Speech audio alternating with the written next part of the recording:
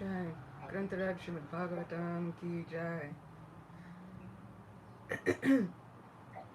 Firstly, of course, thank you for having me once again, for allowing me to serve all these beautiful, wonderful devotees. So we have Srimad Bhagavatam, Canto 1, Chapter 11, Text 20. Nata nartaka gandharva sutama vandina gayanti chotama shloka charitanya bhutani cha. Translation. Expert dramatists, artists, dancers, singers, historians, genealogists, and learned speakers all gave their respective contributions, being inspired by the superhuman pastimes of the Lord. Thus they proceeded on and on. Purport by His Divine Grace Srila Prabhupada Ki Jai. It appears that 5,000 years ago, the society also needed the services of the dramatists, artists, dancers, singers, historians, genealogists, public speakers, etc. Dancers, singers, and dramatic artists mostly hailed from the Shudra community, whereas the learned historians, genealogists, and public speakers hailed from the Brahmin community. All of them belonged to a particular caste, and they became so trained in their respective families. Such dramatists, dancers, singers, historians, genealogists, and public speakers would dwell on the subject of the Lord's superhuman activities in different ages and millenniums, and not on ordinary events. Nor were they in chronological order. All the Puranas are historical facts described only in relation with the Supreme Lord in different ages and times, as well as on different planets also. Therefore, we do not find any chronological order.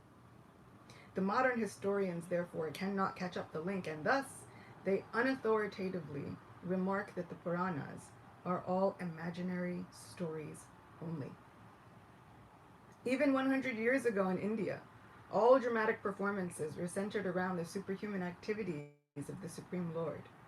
The common people would be verily entertained by the performances of dramas and yatra parties that played wonderfully on the superhuman activities of the Lord, and thus even the illiterate agriculturalist would be a participant in the knowledge of Vedic literature, despite a considerable lack of academic qualifications. Therefore, expert players in drama, dancers, singers, speakers, etc., are required for the spiritual enlightenment of the common man. The genealogists would give account completely of the descendants of a particular family. Even at the present moment, the guides in the pilgrimage sites of India submit a complete account of genealogical tables before a newcomer.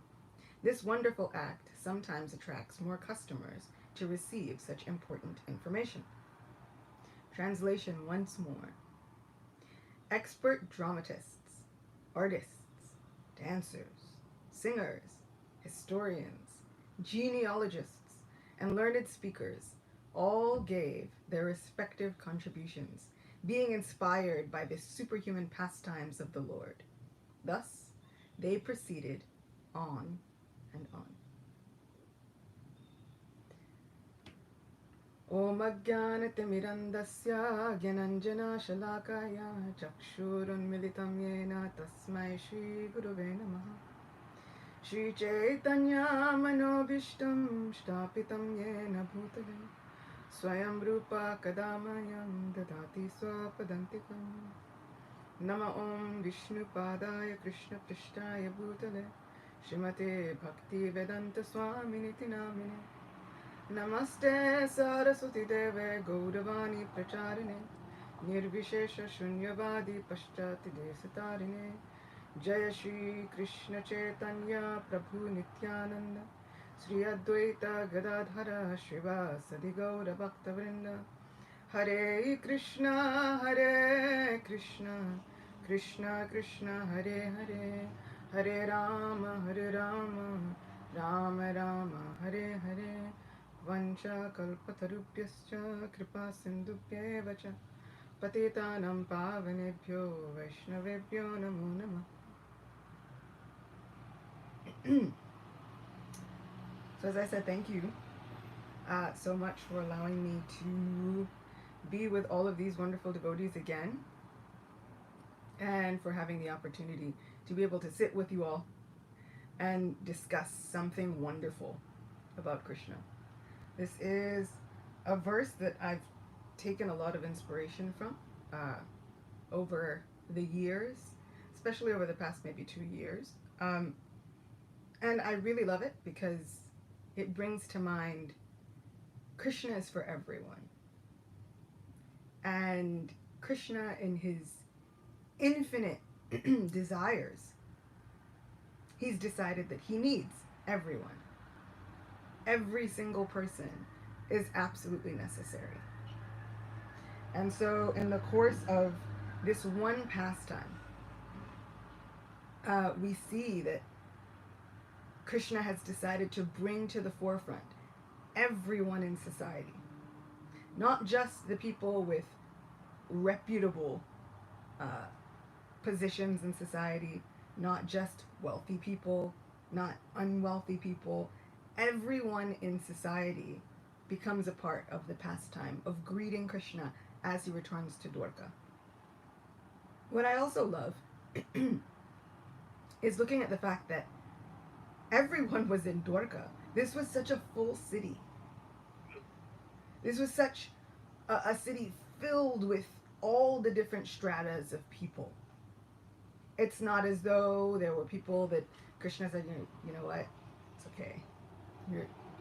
You go live somewhere else. He transported everybody. So I really love the point that everyone is necessary for Krishna. And Krishna is for everyone. Going through the purport of this wonderful, wonderful verse, first off, I feel as though it's imperative to note how necessary all of these professions are. We have dramatists, artists, dancers, singers, historians, genealogists, speakers, even writers. Everyone became a necessity within Dwarka. And everyone becomes a necessity toward our spiritual advancement. It's not just that, oh, that was Krishna's time, and he was more merciful. And now in our Hare Krishna movement, we don't have room for all of that. I've met many, many artists who have said that they've come across a particular problem where their mentors or their seniors will tell them that art is not a viable service. They'll tell them that, you should get a real service. I myself, as a kirtaniya, was told several times, if you really want to advance in your Krishna consciousness, first get a real service. To this day, I'm still not sure what that real service was. Especially considering that Sri Chaitanya Mahaprabhu founded an entire societal revolution on the basis of chanting and singing these glories of Sri Krishna. So I really feel that this verse brings to light that everything has its particular place within Krishna's society. And since we are all trying to be a part of and trying to imbibe Krishna's society, I want to bring that compassion and bring that empathy to the forefront of being able to see what each person can bring to the service instead of judging the level of the service. Because every single service is necessary. The verse right before this one speaks about all of the well-known prostitutes who come and they have their place and they have their own particular greeting that they give to Sri Krishna in Dwarka. This is God. The Supreme Person, Supreme Personality of Godhead, And in nowhere is he looking at any of these people and condemning them. At no point. In fact, he's gratefully and graciously accepting all of their love and service. Which just goes to show that no matter who you are, no matter what walk of life you find yourself in, no matter what your profession is, you are never in a place that Krishna can't understand. And you are never in a position where Krishna won't accept your service. And so sometimes, due to the situations in our lives, we find ourselves in a variety of situations, in a variety of professions. I feel like the point is just add Krishna. Just add Krishna as much and as often as you can. And watch how Krishna changes the rest. Watch how Krishna builds up your life so that it is the most wonderful offering to him. So, yes, I've met artists who have been told that they should get a real service. And I still don't know what that other real service is either. Where would we be without the pictures that Srila Prabhupada painstakingly commissioned to go in with Srimad Bhagavatam? I know me. I need a good picture. I love pictures. And I love that Srila Prabhupada incorporated them in his books to give a window into the spiritual world. In fact, he himself said that they were a window into the spiritual world. Where would we be without Srila Prabhupada's direction giving these windows into the spiritual world? Where would we be without the famous bhakti poets of our own tradition? Where would we be without those great acharyas who wrote songs that we still sing today? If we judged it on the basis of a higher or somehow lower service, where would Bhaktivinoda Thakur be? Bhaktivinoda Thakur, interestingly enough, I found out that for much of the first half of his life, he was much more attracted to Christianity than he was to Hinduism. And I thought that that was astounding and incredible in all of the best ways. Bhaktivinoda Thakur happens to be one of my favorite acharyas. And as a person who was born into a Vaishnava family, he found himself more attracted to Christianity. This had nothing to do with colonizers, and it had everything to do with the fact that he saw a religion which at its essence, at its heart, Jesus in the Bible was promoting a brotherhood,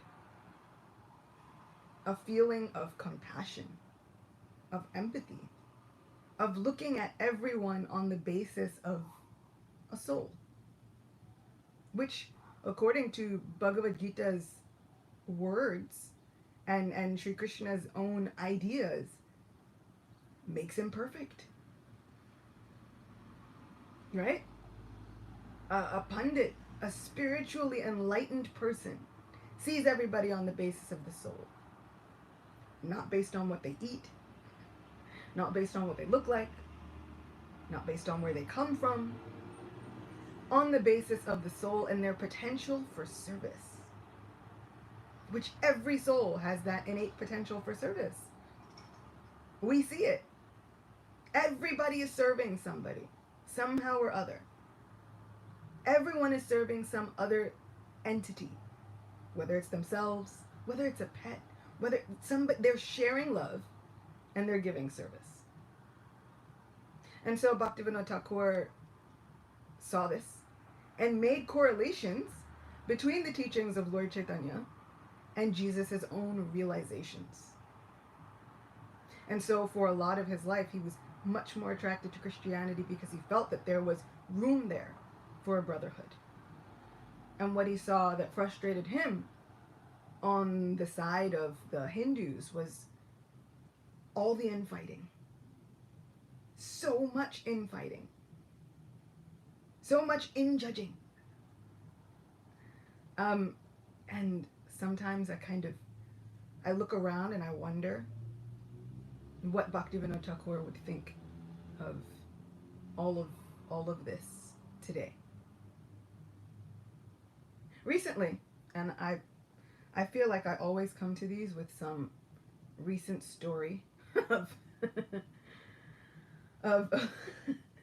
of some matter that leaves me highly perplexed and confused. So recently I had posted a 1-minute video speaking about when Lakshmi Devi arises out of the milk ocean. Lakshmi Devi, the first thing she does when she arises out of the milk ocean is she begins taking stock of everyone, looking for a perfect match. And as she's looking for a perfect match in kind of an impromptu swayamvara, right? Impromptu choosing ceremony, right on the spot. She starts pointing out the different flaws that she sees, like why this one won't be a good match, why that one won't be a good match. She says somebody might be learned, but they still don't have control of their anger, so many, but one thing she says is, someone might possess all the knowledge of Dharma, but still not be kind to all living entities. And that was a defect. That was a disqualifier. Right? We hear when you get into relationships, they're like, what are your deal breakers? For her, that was a deal breaker. And the essence of this 1-minute video was, everybody prays to Lakshmi for wealth. Everyone wants to attract fortune. But the real thing that was attractive to the goddess of fortune were personalities who were kind to other living entities. And what I said was, essentially you could have all the knowledge of all the religions of any time. But if you're not kind, you're found lacking in the eyes of the goddess of fortune, the mother of the universe. And so I prayed that we could all be kind to one another. Somehow in the comments that sparked an entire debate. And a lot of the debate was coming from other Hindus. The debate was never from outsiders. It's all the people inside. And what they latched onto was, how in the world could you translate Dharma as a religion? And then they proceeded to curse me out and say a whole bunch of abominable things and make threats and do all kinds of, it was a mess. And I was just kind of like, did we miss the whole thing? The whole point is to not do exactly what you're doing. Like that whole thing where you go and you decide that there's one seeming flaw, and then you go and berate the person for it over the things that you've decided. Subtext and connotation is a very interesting thing. So what I've discovered is people can understand how their own language can have a word that has so many different meanings. But when they encounter a word in English, they've ascribed to it just one connotation, one context, that's it. I have no idea what connotation these people were putting on the word religion, or even what definition they were looking at in terms of religion. But really, the way we look at Dharma is a multifaceted word which encompasses duty, which encompasses the soul's innate occupational work, which actually technically kind of has nothing to do with what work you do here, right? Because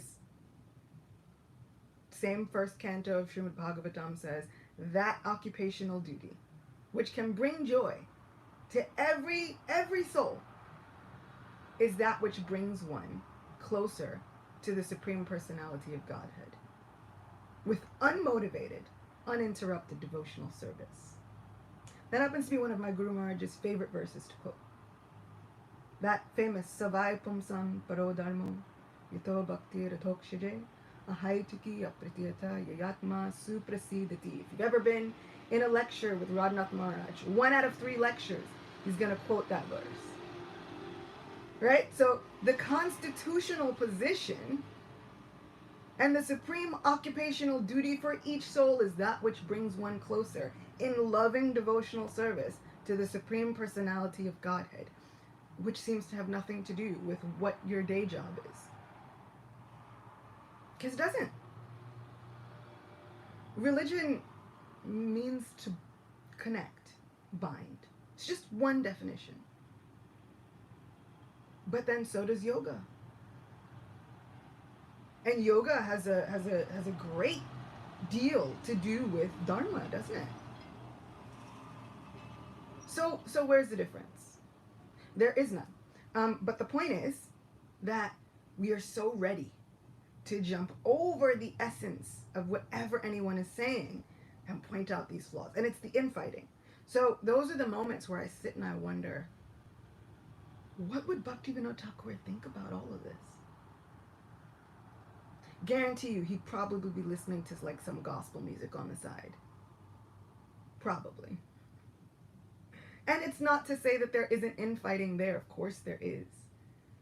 But what I really love is he was able to pick out the essence. He was able to grab the essence from so many different places. Over all of the infighting and stuff that he didn't like, what he did was he went to seek out more of what he did like. Instead of focusing on everything that was wrong there, at a certain point he's like, okay, I can't change that. But I am going to gravitate toward what I love. And what I love about Bhaktivinoda Thakur extra, even over and above all the other things that I love about him, is the fact that he then decided to draw correlations. He didn't say, okay, Jesus was praying to some other god. We leave that over there. He decided to make correlations between the Shikshastakam verses and the core principal teachings of Jesus. This is my kind of acharya. Sri Chaitanya Mahaprabhu, it speaks about in Chaitanya Bhagavat, there was a Muslim ruler. And the Muslim ruler saw Mahaprabhu dancing in the street. And he asked one of his constables, he said, who is this person? And the constable said, oh, you don't really want to get involved. He's kind of a crazy Hindu, does his own thing, like dances around. He's made other people crazy, and then he leads all of these crazy dancing parties through the streets. Like, it's really weird. My advice, steer clear of it. And the Muslim ruler says, wait. Don't speak like that. Somehow, in my heart, all I can see is that this person must be non-different than the same person I've been worshiping in my heart.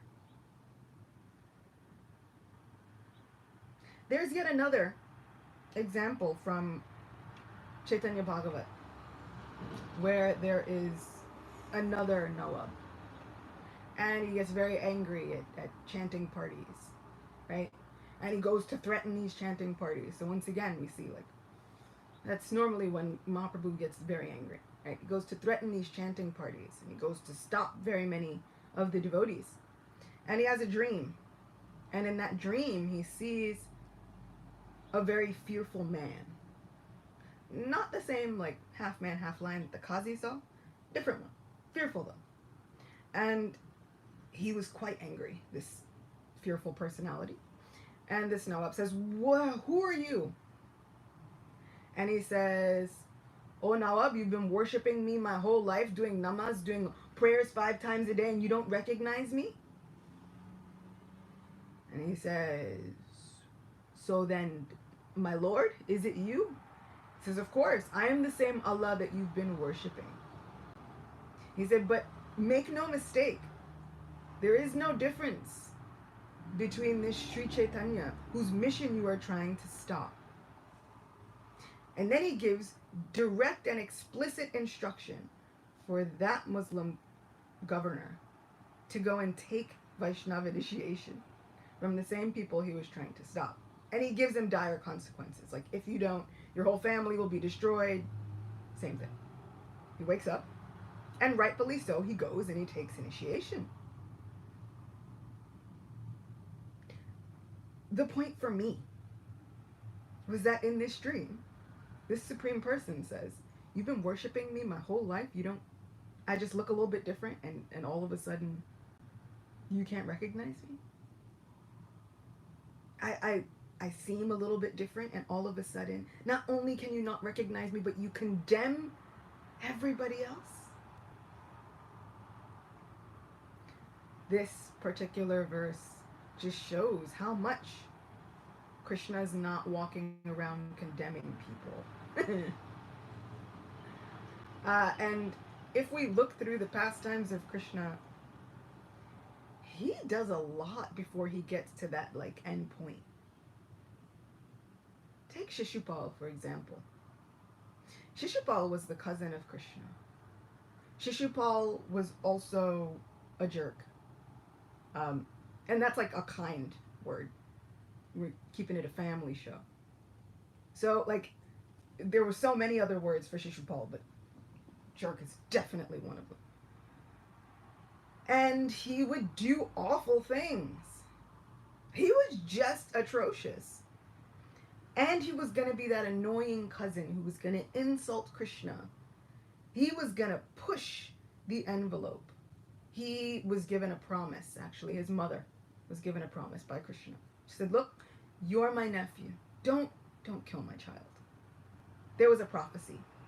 Shishupal came out with 3 eyes and many arms, but not the cute kind.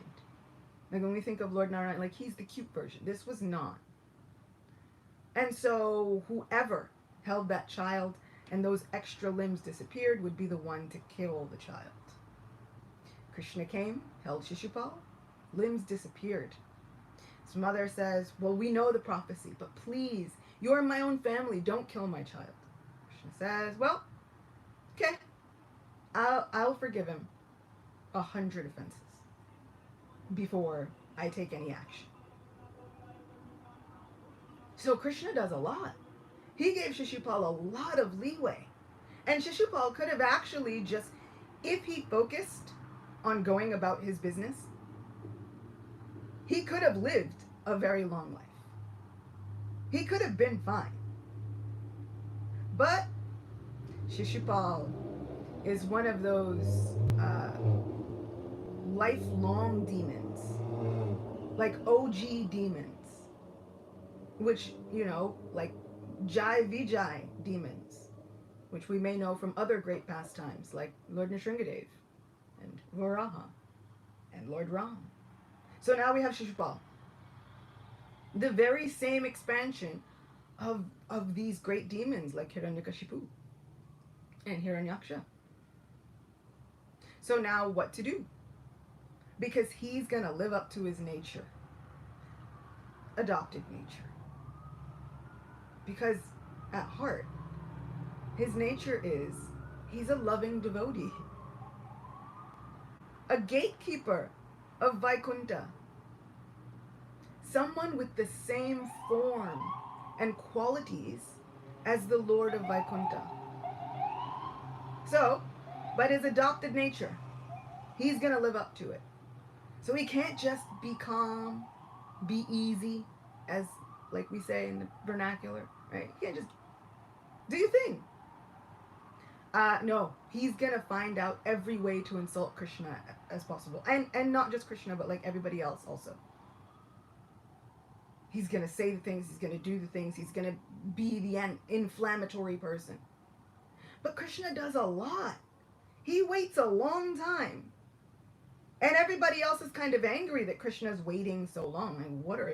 Like, at what point does he cross the line and go too far? He's already crossed the line. Like, yeah, and I gotta wait for him to cross the line like 100 times. Takes time. Even with Kamsa, it felt like Krishna waited a long time. So much so that Narada Muni was getting worried. I'm like, if Kamsa shows even an ounce of compassion, that's enough for Krishna to say, let me rethink the plan. Let me hold off. This is the kind and compassionate and non-judgmental condemning heart of our Supreme Person. I also recently posted, I made a post that was like, basically, in essence, God's not happy if you're a jerk. And I kind of, that came on the heels of everybody else being a jerk about religion and dharma and forgetting the point of we should be kind to one another. So, on the heels of that one, there was another one. God's not happy if you're a jerk. And someone came to me and they wrote me a message. And the message kind of had nothing to do with me as a person. Didn't even say like a hi, how are you? Right? It was just kind of like, hey, usually I feel connected and inspired by your posts, but this one just seems kind of inconsistent. I'm sorry, I don't know what you mean. And they're like, well, your view of a judgmental and condemning God is just not my view. And I was like, well, that's not my view either, because that's not what I said. I didn't say he was going to condemn you. I didn't say he was going to smite you. I didn't say he was going to do any of that. What I said was he's unhappy, which is a natural emotion. We all get unhappy, and we can get unhappy without condemning somebody, right? So make no mistake about it. God is not happy. Also, what I kind of love, not only is God unhappy when he sees people being mean to other people, Srila Prabhupada has often stated, he's like, Krishna is not happy just to see you go through struggles. He's not. And that made such a big deal to me. My Krishna's not happy just to see me go through stuff. No God is happy for that. We're God's people. All of us. And if anything is illustrated by this verse in Srimad Bhagavatam, is we're all God's people. God's people look real different than the way we want to make them look. So, God is not happy to see us go through all this stuff. Which brings to mind the verse in Bhagavad Gita. There are two birds sitting in that tree. One bird's eating all the fruit. The other bird is simply watching. And so usually when things come upon us that we don't like, the first thing we say is, but God, if you don't like it, why would you do this to me? And the only answer I feel like really sometimes Krishna's like, guys, it's a material world thing. Like there are medications that you're going to take and you're going to get side effects. You take Benadryl, you're going to be tired for like 3-4 yugas. Not just that one day. You're going to be tired for a long time with that Benadryl. Every time. I don't know what they put in there, but woof. It's a material world side effect. You come to the material world, crappy things are going to happen. Right? Like, I feel like he's like, look at my life. Was my life free of the weird things? No. Because I accepted parts of a material existence, even though I'm outside of it, even though he doesn't have to do any of those things, right? He can exist outside of it. He's the master of it. All of these, and still, Ram's life was not okay. It wasn't. It's a material world side effect. So, I want to stop, blaming God. I kind of also want to stop condemning people on behalf of God. Like, on your behalf, don't you worry, God, I got you. I can condemn all these people and judge them blanket. No problem. My Supreme Person doesn't need me to do that for them. He can accept everyone and does. So for anybody who's been told to get a real service, your service is valid. Whether you decide to come and sweep the floor every week, or you decide to go and wash a window every month, or whether you decided that your service is just to try and read a verse every day, not even to anybody else, or whether you've decided that your service is to chant the holy names, your service is valid. That's one. And our Krishna can accept everyone. Krishna is for everyone. Doesn't matter what you look like. It doesn't matter who you spoke to yesterday. It doesn't matter what you ate yesterday. Krishna is for everyone. And sometimes I kind of wonder, I'm like, oof, if we keep condemning people, what's gonna happen when they start reading all the things in the Bhagavatam? The 9th canto of Bhagavatam is a doozy. Somehow for most of my life, I kind of looked at the 9th canto in like really two-dimensional, because, I hadn't taken out the time to fully read it yet, I knew enough to win the arguments, but I hadn't taken out the time to really like go through and look at what was in the 9th canto, and the 9th canto was a doozy. Like, for me, 9th canto, I was like, okay, Maharaj Ambarish is there, talk about Ram there, and it's like precursor to get to the 10th canto. Like, we read it really fast, because we're almost at the 10th canto. But there's so much in that 9th canto, and so much of it has, like, God not condemning people. Unless, now, we have Maharaj Ambarish and Durvasa Muni. Durvasa Muni had done the wrong thing. He decided that he was going to, on behalf of the Almighty, condemn Maharaj Ambarish. Created a demon to destroy this man. For no reason. Really, it was for no reason. Durvasa Muni, his name means like Durvasa, right? His name means one who's difficult to live with. That Durvasa actually means one you want to live far away from. He's here, you want to live over there. Durvasa also means one who is able to subsist on Durva grass. But one of the most interesting meanings of Durvasa is that one. He's difficult to live with. One you want to live far from. He's a partial expansion of the anger of Lord Shiva. So naturally, he's going to be intense. Super intense. And he goes to Maharaj Ambarish, and Maharaj Ambarish is just about to break his Ekadashi fast. And he says, oh, well, I'm here for a meal with loads of disciples, because somehow he always is quite popular and travels with thousands of disciples. So he's there. Maharaj Ambarish is thinking, but it's time, like the actual time for me to break my, what do I do? He goes to the sages. He says, just sip a little water. That's fasting and not fasting. He says, okay. He sips a little water. Durvasa Muni, like, he just knows.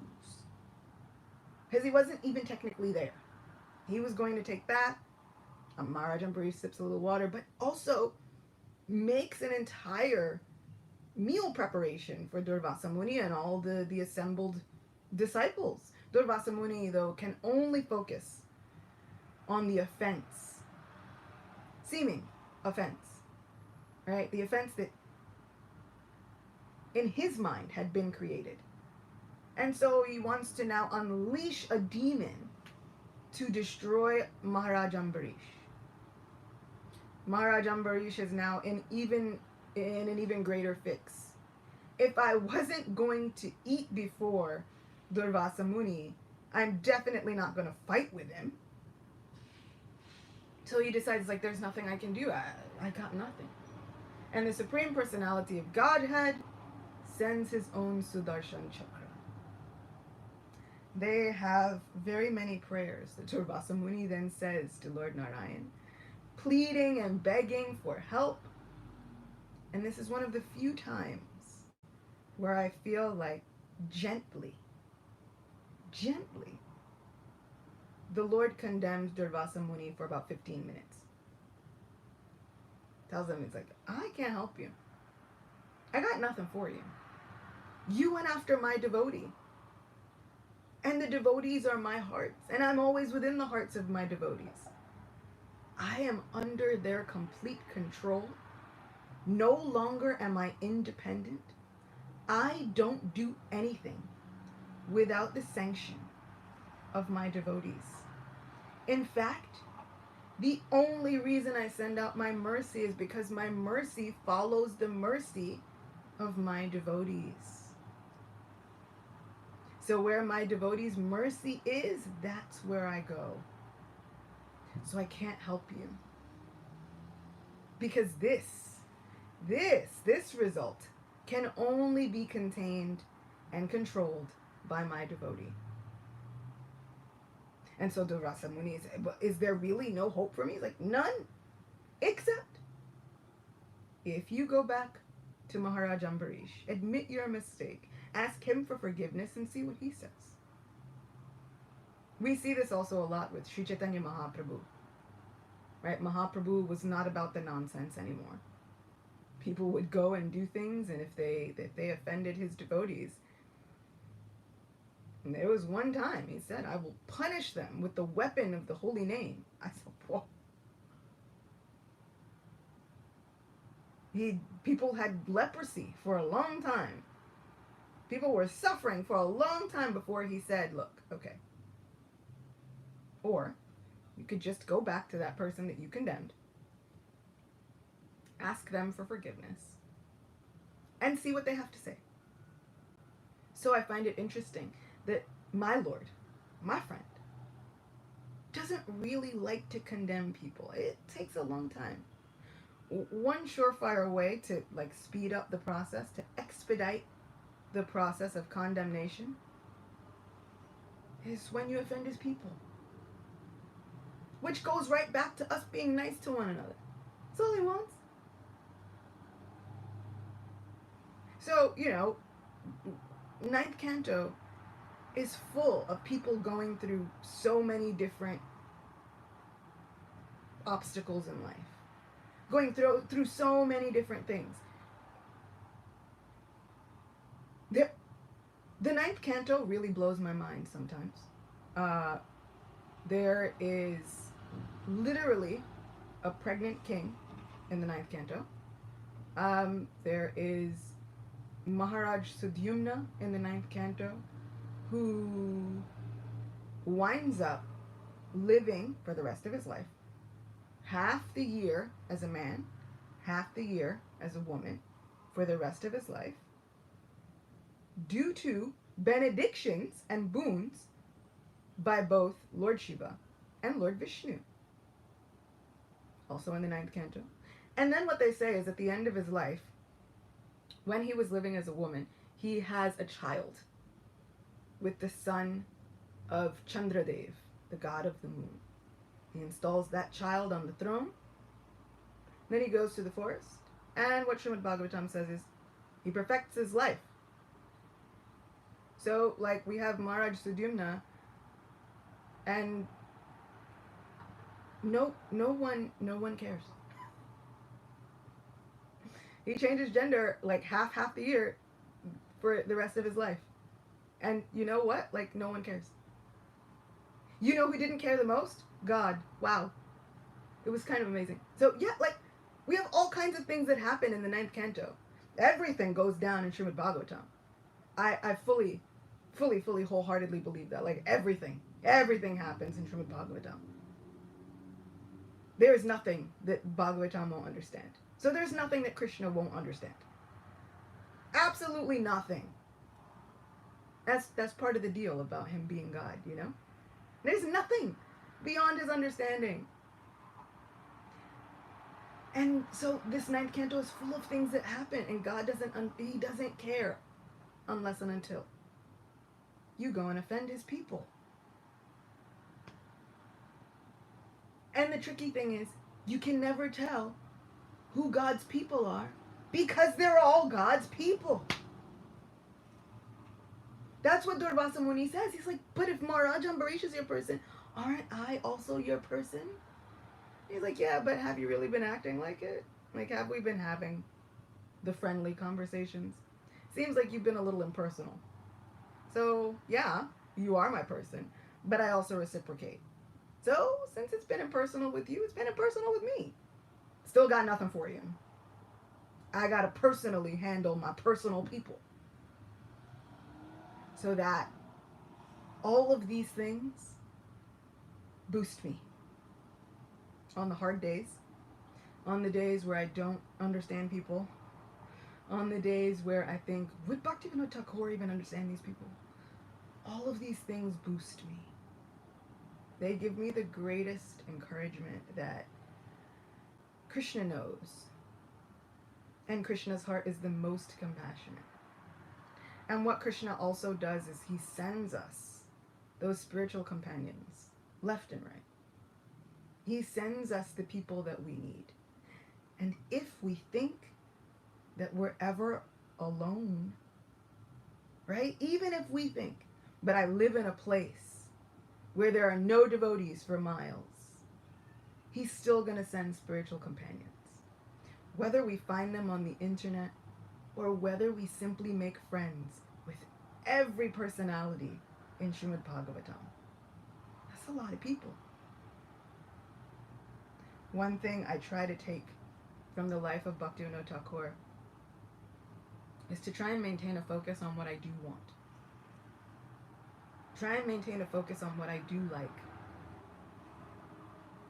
Even if, and every organized spiritual institution is going to have loads of people who I don't like, I can find something there to focus on that I do like. It does not mean that I should throw out the core teachings of anything just because people act in a way that I don't like. Because even when the Lord was on the planet, people are gonna do people things. The material world is gonna do material worldy things. One of the best solutions that I've found is to try and get out. But a really good solution, because that whole try and get out thing is such a foreign concept sometimes. Because it seems like the process can take so long. It's a lifelong journey, right? And none of us know when that life journey ends. So until then, we're just kind of stuck with this idea, like, try and get out, try and get out, try and get out. But it's like, but what do we do while we're here? How do we maintain that focus? We've all got to deal with what we're living with here. So yes, try and get out is great. But how do I deal with the 40, 50, 60, 70, 80, 90 years? How do we deal with the decades? I was recently reading, and there was one paragraph in a prayer that Bhakti Tirtha Maharaj wrote that I thought was just. So this is from the Beggar series, volume 2. And so, speaking on behalf of the Supreme Person, Bhakti Tirtha Maharaj writes in a beautiful realization. Says, "My dear son," Lord Govinda concluded, "you must become fully selfless and humble, overflowing with compassion and devotion. This will help you fully to appreciate and gaze upon the actual pure form of my extraordinary agents, and will also allow you to become such an agent yourself. Oh, beloved, I will continue to come myself, as I have in the past, and will send many humble and accessible agents. But will you continue to be clouded by lust and greed, and thereby deprive yourself of these precious opportunities?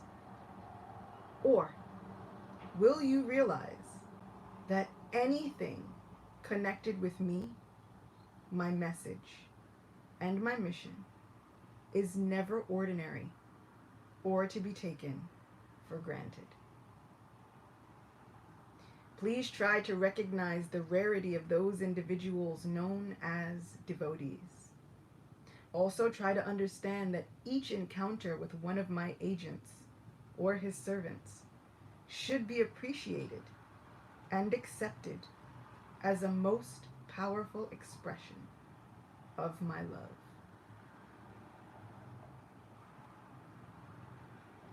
That to me was kind of one of the most beautiful things that I'd read. Which just goes to show that association is everywhere. It's up to us. Are we gonna continue to be sidetracked by the things that we don't like? Are we gonna continue to be sidetracked and thrown off course by the millions of people who will say horrible things, who will do horrible things? Or are we going to continue to try and find those expressions of Krishna's love in those encounters with his agents, who might look like anything? They might look like anyone. They could be anywhere. They could be in any organized faith. What I find is those people who've really, really delved into the heart of that supreme person, they're all saying the same thing. They're all doing the same things. So with that wonderful, compassionate heart, I'm always drawn back to this verse. And these verses, this chapter of Srimad Bhagavatam is such a favorite when Krishna enters back into Dwarka. Everybody, it's like they wake up again. They've regained their lives. Like they were in a 2-year pandemic and they came out of lockdown. It's like they've regained everything that they loved about their lives, and they all rush out to meet the Supreme Person regardless of what their jobs were, regardless of what society strata they were in. And, you know, I know that last thing that I'll address is we can look at these purports and feel a little attacked. And usually the attack that we feel is based on our interactions with other people. Not always directly on what Srila Prabhupada says, but we can get triggered based on our interactions with other people, right? So when he says that the dramatists and the actors usually came from a Shudra background, and the genealogists, historians came from a Brahmin background. Just that alone can feel a little like triggering. And it feels a little bit like, I've prickled a little bit. And I had to think about it. I was like, wait, why? Why? Like, who cares? Except for if we've had conversations with others. And they say things like, well, you know, so-and-so is less intelligent. Or this was for the less intelligent. Or this was for the Shudras and women. Usually it's like goes hand in hand. Shudras and women. Less intelligent and women. And so when you hear these things now, it's like your ears start to perk up, and all of the other conditioning, right? As if it wasn't conditioned enough. As if we aren't conditioned enough within these bodies. Then we have conditioning that comes along with other conversations with other people. And one, Krishna does not abide by any of those things. He doesn't care. And two, I kind of started really looking into those statements. For example, I'll give us one. It is said many times that the Mahabharat is for the Shudras, the less intelligent, and the women. Right? And so I've actually seen other devotees kind of condemn the Mahabharat, which I'm like, but we do know Bhagavad Gita was like, we do know, right? Like, did we forget that the first book, when we go out in book distribution, right? People ask like, it's taught to you if you're a Krishna kid, you grew up in this movement, and then somebody from outside is like, "What's your Bible?" And we're like, "Bhagavad Gita." It's like the answer. You rattle. We do know that was part of the thing. That was for the less intelligent and the Shudras and the women, right? So also, here's the thing, right? We have this whole view of Shudras. But let me ask you a question. If you saw a book, like a motivational book, and it was being read by a garbage man, would you think to yourself, "Oh no, I can't read that book. Like, it's a well-known book written by a great, great person, but I can't read that book. The garbage man was reading that book." I think we'd all be like, "No, that's preposterous. I'd read the book." Like thinking, "Wow, must be something really good in there." Like, the garbage man was into it on his lunch break or whatever. He's just reading and reading. We would not sit there and be like, "Oh no, I can't read that. Garbage man was reading that. I can't." So how can we sit there and say, I don't know. I don't know if this is for me. The Shudras did it. And I'm like, I dare say the Shudras of 5,000 years ago were probably more skilled than most of us today. And then we have this idea of less intelligent. And we tend to prickle up a lot because it's been used as a weapon. Understandably so. It has been used as a weapon. That's true. Now let's actually take a minute to really think about what that means. Right? Srila Prabhupada said the less intelligent so many times. And I started to kind of think, what contextually, what would that mean? So 5,000 years ago, the intelligent people, let's take Dronacharya, for instance. He was a Brahmin, one of the more intelligent people. This man had the knowledge to go and put little reeds together and stick them together by mystic potency and get a ball out of a well. I can't do that. Just full disclosure, I have none of that skill. This man had the ability to shoot arrows at targets miles away and to teach others how to shoot targets miles away, and had the knowledge to give people mantras that would make arrows with mystical abilities appear out of thin air. Like, at some points you did not even have to, like, you could carry a quiver, but some of the arrows would just materialize. This was the person who held that knowledge, that intelligence. If we're judging intelligence on the basis of certain capabilities, I'm definitely less intelligent than Dronacharya. Also less intelligent than Bhishma. And he wasn't technically a Brahmin. Also less intelligent than Parshuram.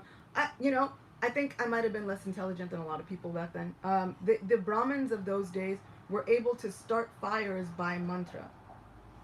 Sometimes I can barely start the fire with the lighter. Like, if they put the child safety lock on the lighter, I'm done for. Why is the child safety lock locking out adults? So yeah. Looking at it holistically, I don't think that less intelligent is an insult anymore. I think it was just statement of fact. Like, if you could not produce the mantra by the fire by mantra, or through the chanting of your perfect mantras, if you could not produce a bowl of sweet rice and or a child out of said fire, this was a different kind of intelligence. Yeah, I've got a different kind of intelligence. He didn't say that you had no intelligence. It's just different. So I want to stop looking at these things on the basis of how they've been weaponized. I want to get myself out of the habit of looking at Srila Prabhupada's words based on how they've been used as weapons. And I really want to get to the heart of what my Acharya is saying. My spiritual grandfather. Person who came here to save me. I want to look at it with a heart yearning to understand, which I think that's where the hearing submissively comes from. Doesn't mean we don't question, doesn't mean that we say, I'm having a hard time understanding this. Of course we do. It means we look at it with a yearning, a longing to understand the heart of our spiritual acharyas.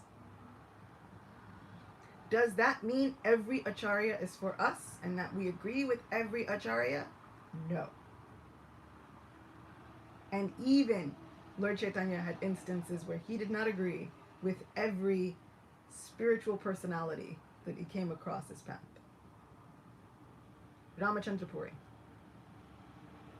Another example, but long story, right? Ramachandra Puri is the guru, is the god brother of Madhavendra Puri. So now, like, he's the god brother, disciple of Madhavendra Puri, because that was a problem. So now he becomes the god brother of Ishwara Puri, the guru of Mahaprabhu. Right? So, like, guru uncles, I like to call them. We all have guru uncles. And there are some guru uncles where we think, I feel safe in a movement where that guru uncle is. And then there are some guru uncles where you think, Jai Hare Krishna. Don't think anything. Because, it's Karti. We're trying to get right. Last day. Last push. So, if we're even looking at Mahaprabhu, even had to say Jai Hare Krishna to some of these guru uncles, doesn't mean that we have to, like, fully, wholeheartedly invite them all for dinner. Have that? No. Rupa Goswami says like-minded devotees. And the fact that we have to find like-minded devotees means there are going to be some devotees who are not like our minds. And that's okay. But we have a choice. We can focus on what we do like, on what we do want. And yes, these things will be weaponized. Yeah. There are going to be people who are going to try to oppress you and use their power over you with spiritual validation. Because it's a material world side effect. It's going to happen. It's quite material worldy. So yes, the fog is going to come. Can we find a way to look outside of it? And again, my Guru Maharaj, he is so the king of, like, okay, I'll just have a reading group somewhere else. Because he's so focused on what he does want. And what he wants is to discuss these super excellent pastimes of Shri Krishna. What he wants is to give that love of Krishna to others. And so I've seen it. And sometimes, like, the junior activist in me gets, like, fiery and angry. Like, aren't we going to do something about this? Yes. We're going to go somewhere else. Like, and so sometimes, for me, I'm like, but where is the revenge? Where's the comeuppance? Sometimes I have to learn to let Krishna handle it. And he will. He did not leave Maharaj Ambarish hanging. He didn't leave Draupadi hanging. He didn't leave anybody in Vrindavan hanging. Right? He, like, the Lord even kept in mind things from, like, previous pastimes. So Krishna never forgets. He'll handle it. In his own unique, super excellent way. And so we see a lot of these pastimes, a lot of the things, it's like how somebody was asking me, they were like, if Krishna is so all-forgiving, then how could it be that he, like, kills demons and does all those things and even encouraged Arjuna to take part in a bloodbath massacre? horrible battle that Arjuna did not even want to participate in? How could this be the same compassionate, all-loving best friend that I keep talking about? Yeah, it's true. What's amazing is that Krishna even says himself, I don't need to be here to kill demons. Demons can destroy themselves with time. There could be tsunamis. There could be anything. I don't need to be here to destroy demons. The reason he comes to destroy demons is because his real reason for coming is just to have relationships with his people. The killing demons is another side effect, usually brought on by they've messed with his people. Right? So a lot of times he'll kill demons. He's with his friends. Something's happened. There's a whirlwind. It's troubling the people of Vrindavan. He's going to do away with demons, usually when they threaten his people. So yeah, Krishna's going to handle it. And I have to try and let Krishna handle it and focus more on the compassion and the love and the empathy that will help me see Krishna's spiritual agents. And by Bhakti Chaitanya Maharaj's own words, that humility and that compassion and that empathy will also help us become an agent. I want to be an ambassador. It's my goal. I want to be an ambassador for my Radha Govinda, however I can be.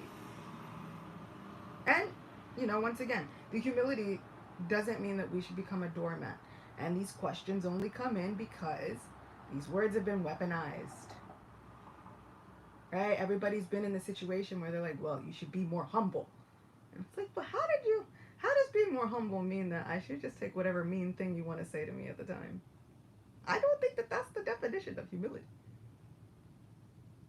My Guru Maharaj gives one of my favorite definitions of humility. He says, humility, real humility, is pride in the greatness of God. And the example of one of the most humble people he gives is Hanuman.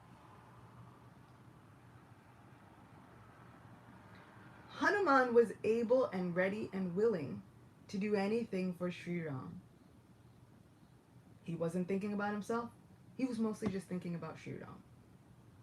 Hanuman was also a monkey. And so he does monkey things. Celestially. With all due respect. Just want you all to know that I love Hanuman with all my heart. He's a favorite. I don't know how he could not be anybody's favorite. This is also who Hanuman is. Right? As this perfect example of great humility. Hanuman is in the Ashoka garden after he gives a message to Sita. Ram is coming here to save you. Look, I brought a ring. I promise I'm his ambassador. See that? And so Sita Devi is hopeful and he says, Mother, I'm hungry. Before I go, can I eat? Absolutely. So many fruits here. Take whatever you like. Hanuman says, perfect. And in true celestial monkey fashion, he destroys the entire garden. There are guards and sons of Ravana that get sent out. Right? Prime ministers go to do battle with Hanuman. One of them. Hanuman climbs up in a tree. One of these prime ministers. He goes to try and get Hanuman down from the tree. Hanuman looks at him and does something that I think is so amazing as an agent of the Supreme Person. In true Vanara fashion, he pees on this man.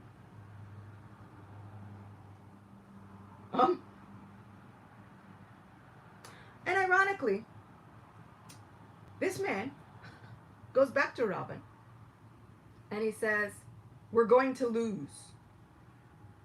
Ravan says, what? What are you saying? What are you saying? I'm the king of Lanka. This is a monkey. How can he do battle with me? And this person says, well, one time I heard from Lord Brahma. Lord Brahma had given me a bit of a prophecy. He said, I was so proud, so arrogant. He says, one day a person will come and they will crush your arrogance. And this is such the weirdest, like, specific prophecy I've ever heard in my life. It's like, on that day, when a monkey comes and pees on your face, then you'll understand that the fall of everything that you hold dear, everything you know, is about to occur. I'm like, this is oddly specific. So I kind of wonder, did he go around avoiding monkeys for the rest of the time? Or did he just think that that wasn't going to happen? Anyhow, he remembered the prophecy and said, so I got nothing else to tell you except for this marks the end of everything. This is Hanuman, the emblem of humility. Usually, we think of humble people the way the word has been used. Meek, you say nothing. You accept whatever the higher-ups tell you to do. No questions asked. But if we follow Hanuman's example, Hanuman was just willing and ready to do anything because he knew how great his realm was. Any form that he took, any gigantic thing he did it all on the basis of calling out the names of Sri Ram. That's what is meant by real humility, is pride in the greatness of God. And he didn't take credit for any of it. I'm just a monkey. But really, through the names of my Sri Ram, they've given me everything that I've ever needed at any time that I've needed it in order to serve. Sometimes it means fighting the bad guys. Sometimes it means being really, really smart. Humility is not just one-dimensional, so multifaceted. So all of these words, less intelligent, Shudra, woman, humble, tolerant, all of these things that have been weaponized, bodily concept of life, all these things that we've heard, I want to start redefining them for myself. What does it really mean? What did our spiritual crew do? All through Srimad Bhagavatam. All through the pastimes of Sri Krishna, which don't even need to have a chronological order. How many times have we done as devotees? Oh, but how does that fit in chronologically? According to Krishna, it doesn't have to. How does that fit in chronologically? Krishna's answer is like always, I don't care. Not, I don't know. Not, it doesn't matter. It's like, I don't care. He doesn't have to do it. All of these things, Srimad Bhagavatam, all of these works of art, even, they say Krishna performs all of these superhuman pastimes just to give his people something to talk about. Just to give us things to focus on. That's what I want to do. I want to change my focus. I want to have tunnel vision on the things that I love about spirituality, about Krishna, about finding, growing my own spiritual community, whatever that looks like, with like-minded souls. I want to have tunnel vision on, with my faith on Krishna. And I've said this before, I want to have faith where we spend so much time trying to prove that God is real. But now I kind of just want to live life in such a way that no one can prove that he isn't. I want to have such a love affair with my spirituality that they're like, no, he was, even if you don't believe in a supreme person, like, yeah, but no doubt that she did, so I gotta hand it to her. Like, even if you don't believe it, you shouldn't be able to deny that I did. That's where I want my focus to go. That's how I want to redefine these things that have been weaponized, so that they can't be weaponized for me any longer. Whether even through, and you know, sometimes it doesn't even take the argument. Like, you know, what's amazing is that so many debates Mahaprabhu had, and they would go for like a week, 7 days, it'd be really long. And the other person would be saying so many things, and Mahaprabhu would just be really quiet. He'd be so quiet. And then at the very end, they'd be like, oh Pandit, you know, Nimai. Or in later cases, oh, young sannyasi. He's been quiet for so long, what do you think? And somehow or other, the thing that made them most angry, he would just say one sentence. I disagree. And then he gets so angry. Or his other favorite. I've heard everything you've said. It's all wrong. People have dedicated their lives to the study of certain things. You've got it all wrong. How? How could I have gotten it wrong? I'm a Sanskrit scholar. I know every usage of every Sanskrit word there is. He's like, right. And in nowhere did you talk about devotion, love, compassion. So it's all wrong. Sorry. He's saying the same thing that the goddess of fortune has said. We have to be kind. Over and above all the rules of religion or dharma, or however you want to term it. The constitutional position of the soul, let it be that we are kind. Even in expressing things that we disagree with, we can still be kind. Pay our obeisances from afar and move on. Because this life process, it's both too long and too short to spend it arguing. So yeah, these verses, this whole chapter deserves to be read and reread and reread and read again. And even if we never move on to the next one, it's okay. Because it reminds me that Krishna is for everyone. Doesn't even matter if you are a prostitute. I don't care. Not in my city. Cool.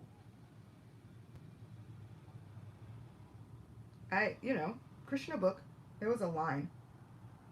And they said that when Krishna went for the Rajasuya sacrifice, he knew that he was going to be spending some extended time in Hastinapur. So he brought his wives with him. All of them.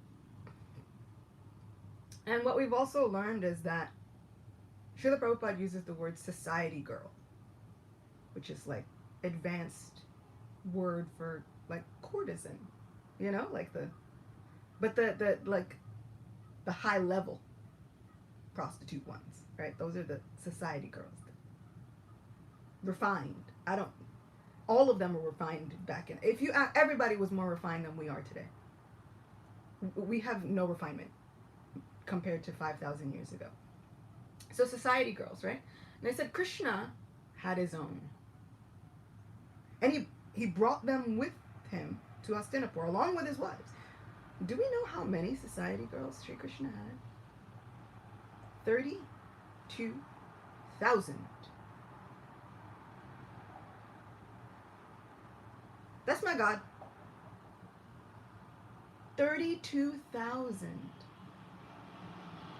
I don't care what you do with your life. Don't you ever say there's not room for you in Krishna's entourage. That's it. If we have any takeaway from this lecture today, I don't care what you've done with your life. I don't care. I don't care about the hard times. And not like I don't care. What I mean is, the consequences, whatever it is, actions and react, that's not my business. There is absolutely room for you in Krishna's family. That's it. My sister homeschooled her 3 boys all the way up till college, which is an incredible feat. And every day she had rules. And because there were three boys and they were often not paying attention, sometimes she would yell the rules at them, right? It really three simple rules, and I've taken them into my life. These are my three rules from life, courtesy of my teacher, my homeschooling teacher sister, right? So, uh, do your work, right? We do what we can do. Mind your business, right? The action and the reactions, the karma. Is that really my? Am I Yamaraj? No. And the last is so important. Shut up. If if we could just shut up. Sri Chaitanya Mahaprabhu says, if you chant the holy names and just don't criticize anyone, I promise you I'll take you back home, back to Godhead. If that isn't the fanciest way of saying my sister's rules, I don't know what is. Do your work. Mind your business. Just shut up. That's it. She gave the essence of bhakti yoga to these children. They don't even know what they had. These are important life things.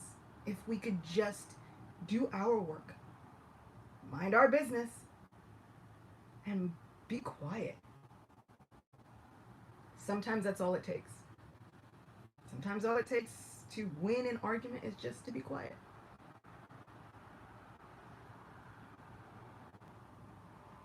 So, that's it. Everybody is a part of Krishna's family. Everybody has the potential to be a part of Krishna's family. I can't tell you that you don't. Not based on what you look like, not based on if you have a deformity, not based on if you have something that society says is a deformity, but I don't care. Not based on if you have an addiction, not based on if you have a job that you don't want to tell anybody about, not based on anything. You are part of Krishna's family. That is law. So thank you so much for letting me vent all of my frustrations and letting me speak about my goals for my own Krishna consciousness. Thank you for always allowing me to come and be with all of you devotees. Really, it's a favorite thing. So thank you. Hare Krishna. Thank you so much for that treaty. You just reminded me of so many things and so many good personalities also. You reminded me of Guru Govinda Maharaj. Guru Govinda Maharaj, when he gives class, he will go on for hours because he's so nectarian. He doesn't know when to stop. Himself and the audience are all in ecstasy. They're all glued to hearing. So thank you so much. So at this point, if anyone has any question, you may raise up your hand and then you'll be asked to unmute to ask your question.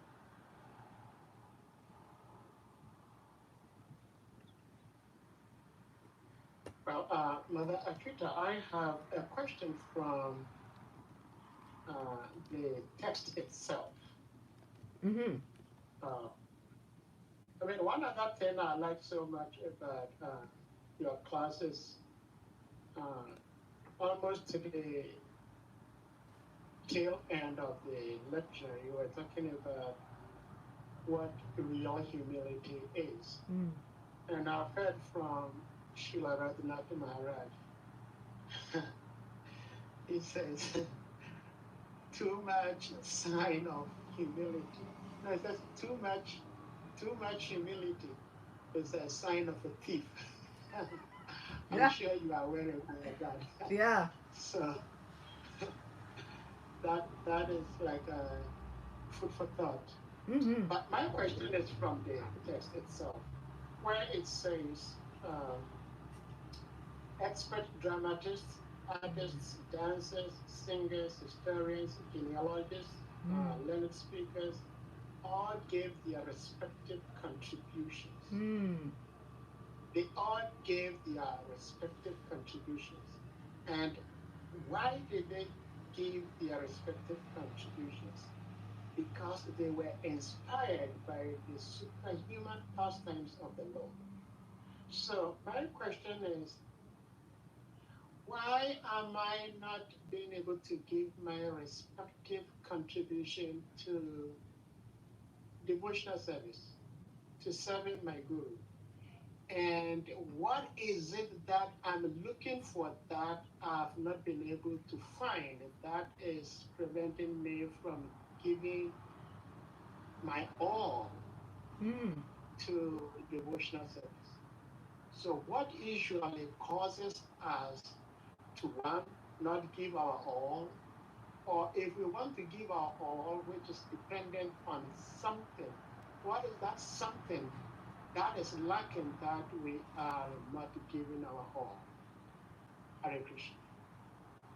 So if I understand it, this is not an institutional question. Like no one else is keeping you from being able to give your respective contribution. It's a question of internal thought, right, and reflection. So what does stop us from giving our all? It's us. Actually, excuse me, it's both. It's both It's both. individually and institutionally. So yeah, on an individual and institutional question, the answer kind of is the same.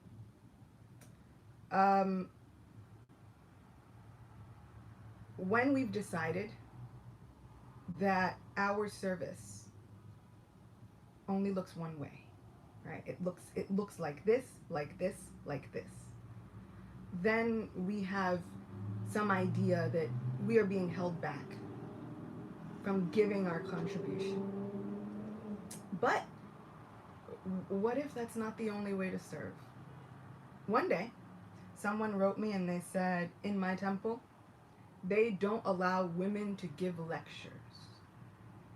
You should change this, and you should somehow fight for it, and you should make a difference because I am not being able to serve. I said, one, how am I supposed, like, they were in a different country. How am I supposed to fight that for you? But what I also said was, well, if we look at it one-dimensionally, then sure, you can't preach. But if we look at it as a multi-dimensional thing, where there's a will, there's a way. I was reading online to whoever would follow 3 nights a week for as long as I could manage it. If nobody asks you to give a lecture, cool. But now we have social media. You can pretty much give whatever lectures you want, whenever you want. And whoever comes will be there to vibe with you. And I guarantee you will start to create an audience just from being consistent. You will create a tribe of people who yearn to hear what you think, who are inspired by your realizations. I also found that doing that kept me really honest and kept me on top of things. Because I found, I was like, how am I going to read to people and have realizations 3 nights a week if I'm not actually, chanting and having realizations? That's a thing. So it made me focus on my game, right? It made me focus on, okay, not only is my spirituality external, but internally, what am I doing to get better, to be better, to somehow fill up so that I can just be a conduit for mercy? Because that's all I've ever wanted. Someone who was a conduit for mercy. So I wind up thinking, okay, how can I be the thing that I've wanted? How can I be a conduit to tell somebody else, you know what? I don't think Krishna's against you. In fact, I think he's rooting for you the whole way. So, what is stopping us? Whew. The one of the greatest obstacles to our spiritual lives, and I've heard this from Radhanath Maharaj and so many others, is not actually not having the wherewithal to do it. It's apathy. Worse than feeling even angry with God, because at least there's still some feeling there, right? Like in a relationship, worse than when the other person is angry with you is when they feel apathy, when they feel nothing. It's so difficult for a relationship to continue then. It almost always marks the end of that relationship. The same is with our relationship with Krishna and our relationship to our devotional service. Not having a platform doesn't always have to be the thing that ends our devotional service. But apathy? So if we are not feeling that hunger, if we are not feeling the drive, then we have to go in and find that hunger again. Find out what really, really pushes us. Usually, and from the life of Lord Ram, what we find is we don't usually seek out the solution to a problem until it becomes personal. Right? We've seen that, right? There are so many different forms of things that people are dealing with in this material world, but celebrities usually hop on when it becomes personal. They have a family member who's neurodivergent, so they're now going to make loads of funds and charities to help the medical community come up with new things, right? Like everybody. I've seen it even down to the most like small parts of community.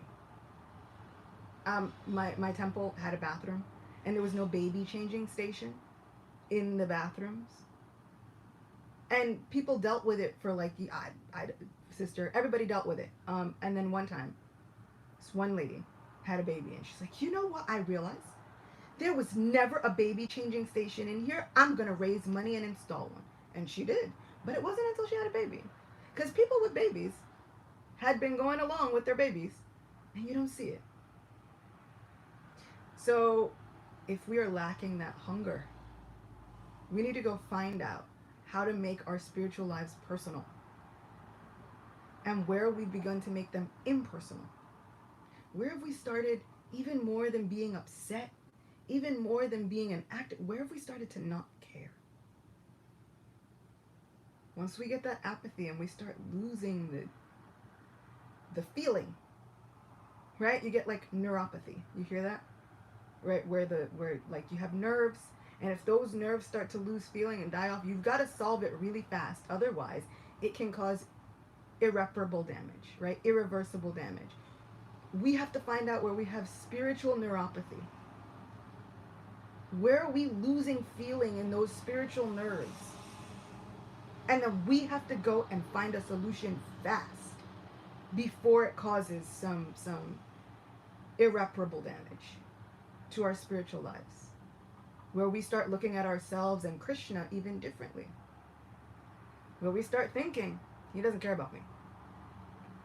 And worse still, where we might think, and I feel kind of lukewarm about him. So the biggest obstacle is not the feelings, it's the loss of them. We can ask questions, and we should, but the biggest question to ask ourselves, if we feel stifled, I'm not able to give 100%. If it's due to an outside institutionalized situation, there's always another avenue. And I guarantee you, it feels so much better to start your own table than to keep fighting for a space at somebody else's table. Srila Prabhupada said ISKCON can be 2 or 200. Sometimes, let the fight go for the 200 and find your 2. Find those devotees that inspire you and can give back the faith. Bhaktivinoda Thakur says, if you have a problem chanting, if you find that you're inattentive while chanting, if you have a problem finishing your rounds, find those group of devotees you can chant with. And when I was reading that, I was like, this almost sounds like an AA meeting, you know? Like, it's like, I have an addiction to material life. Right? I was like, I need, like, material life addiction anonymous. I need, like, an AA meeting. I need to find my people. I need to go, guys, I'm having a problem. And he says, when you chant, in the assembly of those people who uplift and encourage you, it brings more focus to your own chanting. It enlivens you. It invigorates you. So if we're feeling stifled, stop fighting for a place at that rickety table that like wobbles and you got to put a piece of paper under one of the legs to make it not creak and do all this stuff. Stop fighting for a space there. Create your own. And then find and stay hungry. Stay hungry for mercy. Stay hungry for Govinda's own presence in our lives. At least that's what happens with me. Especially when I'm like, ooh, I'm really not giving all that I could be giving. It's like, why? It's, well, because I just spent the last 4 hours binging America's Got Talent instead of doing something productive. But, you know, nothing I can do about that. Can't stop it now. And there are so many times I've told myself that. I'll justify it. Nothing I can do about that now. And we should remember that even though we try to grasp every day as if it were our last opportunity, even if we haven't done it that last day, we have another chance tomorrow. If Krishna sees fit to give me another tomorrow, I can wake up. I can say just so simply, Krishna, Krishna, and take another opportunity. I was reading Skanda Purana. There are so many innumerable benefits and benedictions that go to a person who just even once says, Krishna, Krishna. There are benedictions for a person who wakes up in the morning and just says, Krishna, Krishna. Imagine just chanting one round. So, start your own table. Let's get real with ourselves and find the hunger and find where we've had spiritual neuropathy. Let's find our people, right? Don't fight for the 200, find our 2. According to Srila Prabhupada's version, right? 2 or 200. Let's find our 2. But, you know, also, there was one more really important one that I wanted to say now. It left. But yeah, we can start our own thing. And we should. But also, we kind of have to let Krishna finish. You ever been in a situation where you've had to fight for your service against anyone and everyone? And then Krishna moves you to another service. And then you say, how could you? I wanted to do that service. You were happy with that situation. Fighting the entire time. And then sometimes he gives us. That's where it comes in. I just remembered the one that was important. He gives us a new service. And we refuse to see it because we're fixated on the other service over there. We have to remember that sometimes Krishna is answering our prayers. That might not always look the way we think it's going to look. I had a conversation with a person. They said, I was a pujari, I fought with everybody, and I was doing things, and then Krishna took it all away. I said, well, okay. But also, maybe he and I was like, and I'm willing to bet you. And we shouldn't be gambling, so I could only say that on something that I was like 98% sure it was true. Like, I'm willing to bet you that he's giving you an even better, greater service. She said, you're right. Well, I am preaching to loads of new people, and now there are people listening to me, and there are people asking me questions, and I'm being out. So don't fight for that anymore. Krishna's asking you to dress him in a different way. Krishna's asking you to perform an arti in a different way. Can we accept Krishna's blessings and his mercy when they come on? And also, have a celebration. Celebrate the small victories. Sometimes we're like, if I didn't chant all 16 rounds, then it means nothing.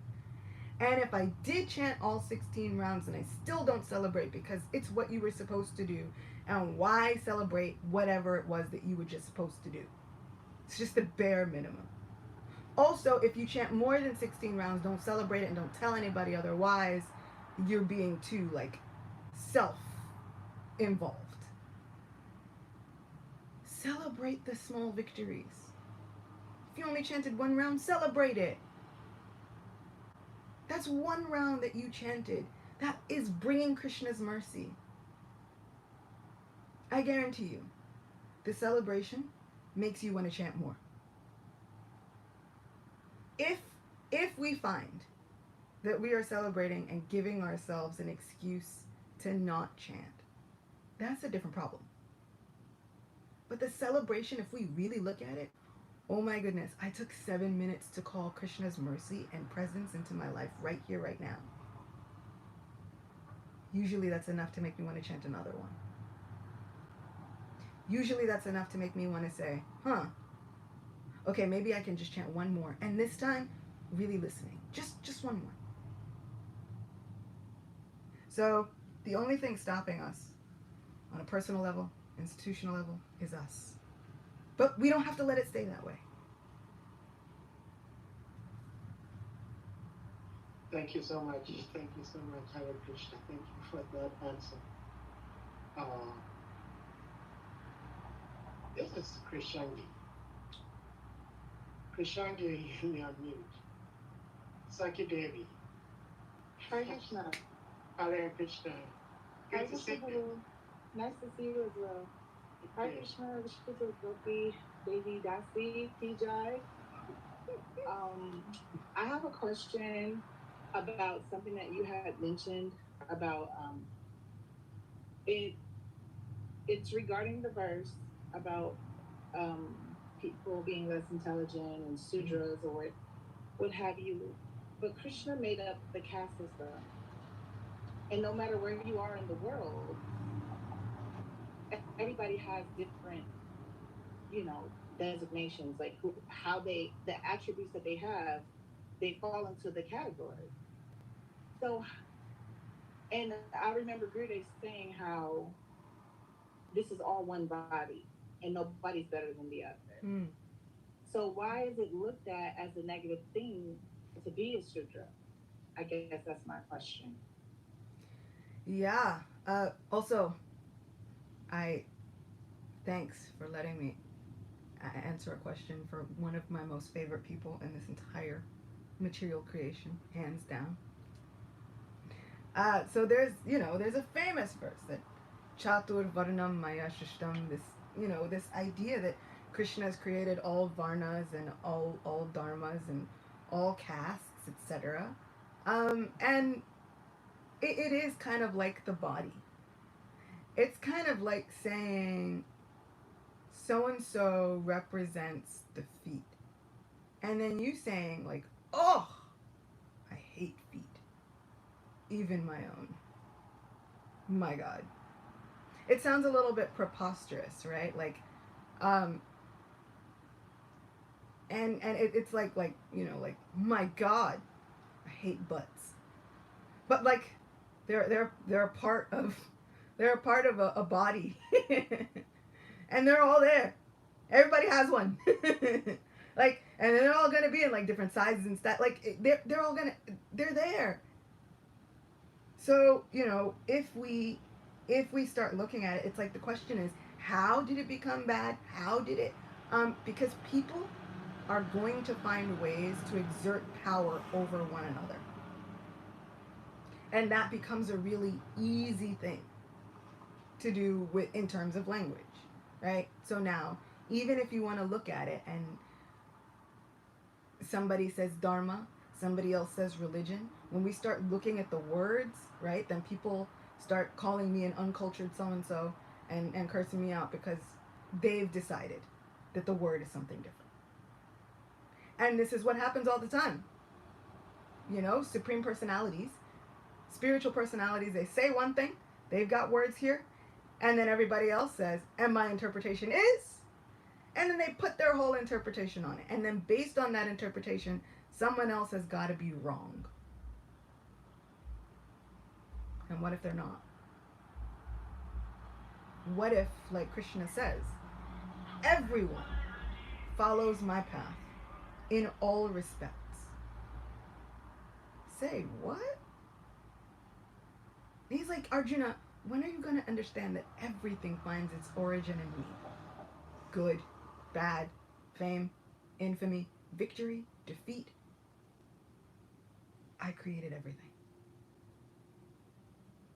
So yeah, there are castes, and it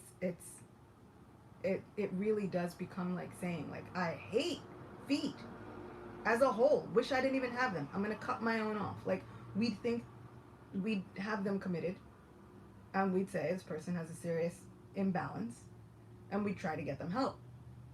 So yeah, maybe we gotta start looking at it like that. Like, there's a soul imbalance, and this person has a skin disease, a body disease, where all you can see is this person's body. It's like, really, it's like me condemning the garbage man. The one that I need. The one where, like, if it's Tuesday and the garbage is still there on the street, you're like, what? Okay, I pay good tax dollars for these people to do their job. Okay? It's integral. And my dad was always the person who made friends with all of the people like that in the community. Like the mail person, the garbage person, whoever. And he would make sure around the holidays to actually ask these people, how are you? How's your family? How are you doing? For his whole, as long as I have been alive, my father has known who delivers the mail and who delivers the packages. Like, he'll call me, he's like, our usual UPS guy wasn't there. I had to ask him, like, what happened? I'm like, really? But that was the kind of training that I grew up with. These are people. And depending upon their inclination, who am I to say that their job defines their entire identity? But also, who am I to say that everybody should be pigeonholed into the same job? Just like, if you really want me to be miserable in life, make it mandatory for me to be a scientist or a mathematician. Those are the times when I'm like, okay, I gladly concede I am less intelligent than the scientists and the mathematicians. I have a different kind of intelligence, and I will be miserable if I'm stuck there. I'm more of a dramatist, more of an actress. To school for creativity. So if those were traditionally found in Shudra families because they were willing to do work and have fun, okay. I don't care. And it's only because what they say is they were traditionally living off of the wealth of other patrons. But who wasn't? The Brahmins begged. Like, they didn't have their own wealth. It all came from somebody else. The only people who were the wealth keepers really of society were the Kshatriyas. The Vaishyas were engaged in trade and agriculture, and that was okay. There was a quote circulating recently from Chanakya Pandit which said something like, For a spiritual person, it's like it names all of these people, and like Vaishyas and women and Shudras should never even be seen. And people were kind of using that quote to say that women shouldn't be like gurus. Which, that wasn't the point that was fascinating about me, because like I'm okay, whatever. Look, everybody needs to do their own thing. Mind your business. Do your work. Shut up. See? The most fascinating part about that to me was they were saying Vaishyas and Shudras and women should not even be seen by a spiritual person. And I'm like, cool. Do you know my Vrindavan Krishna took birth in a Vaishya family? All you spiritual people, don't look at him. More for me. I was so excited. I was like, I wonder if any of these people are going to realize that Krishna was a Vaishya. When we think about it, even in terms of animals, like people, they're like, oh, hogs are low life forms and all these. Krishna became a boar. It's amazing. There was one lecture my Guru Maharaj was giving on this story of Varahadev. And he said, Krishna can become a boar, and it will be the most beautiful boar you've ever seen, with people offering prayers. Who offers prayers to a pig? No one, usually. But now Krishna can become a boar, and you'll offer prayers and poetry, and it'll be the most beautiful, beautiful boar that you've ever seen. And then he said, anyone who does not have full faith in these Vedic histories is the most unfortunate, dull-headed person in all of creation. See, these lectures were like pre-2000. I feel like the pre-2000 lectures, my Guru Maharaj says some things. And then after year 2000, kind of mellows out. Gets very calm. Says the sweet thing. But most unfortunate, dull-headed person in all of creation. And I'm like, word. These stories. And that's kind of what I like about having this woman's body, this go-round. They say, and even in Srimad Bhagavatam, they're like, women love hearing stories. I can say that that is true. As a person who can come to the identification that, sure, this time go round, I'm a woman. I love a great story. And Krishna has built so many stories for me to love. It's like he was trying to say, okay, just for you. I'm doing this just for you. And then he does that for every single soul. There are some souls that are like, my scientific mind needs to have it down to the atom. And so Krishna's like, no problem. I'm going to do this just for you. I'm going to give you full cantos down to the atom. So we shouldn't hate the form that Krishna's mercy takes. They say that Krishna has appeared in unlimited forms, in unlimited places on the earth. That means every culture, every continent, every religion. Krishna has appeared. The Lord has absolutely appeared. Now, back to Bhakti Tirtha Maharaj's quote, are we going to be able to see him? Or is the lust and the greed and the everything else and the need to exert power over somebody else, is that going to cloud over the vision? The example of Hiranyaksha and Hiranyakashipu is always so astounding for me. Varahadev, this wonderful boar incarnation that we should all believe in with full faith, kills the demon Hiranyaksha. Hiranyakashipu is so angry, he goes charging after the Supreme Person. Finally, he's going to chase him down everywhere.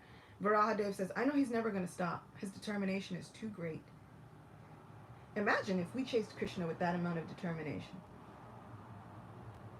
Krishna's looking at the demon going, he's never going to stop. His determination is too great. Imagine if we applied that to our spiritual lives. So he says, his determination is too great, but I can't deal with this demon right now. It is not his time. I have to hide. He says, I'll hide in a place that he'll never look. And he goes and he hides in Hiranyakashipu's heart. Hiranyakashipu then says, where did that Vishnu go? He loses him in his own heart. Are we going to be able to see Krishna's mercy wherever it shows up? Shudra, Vaishya, Brahmin, Kshatriya, outside of every caste, outside of whatever it is. Can we see his mercy show up in the life of a doctor, in the life of a garbage man, in the life of a firefighter, in the life of an actress, in the life of a social worker? Can we see his mercy show up?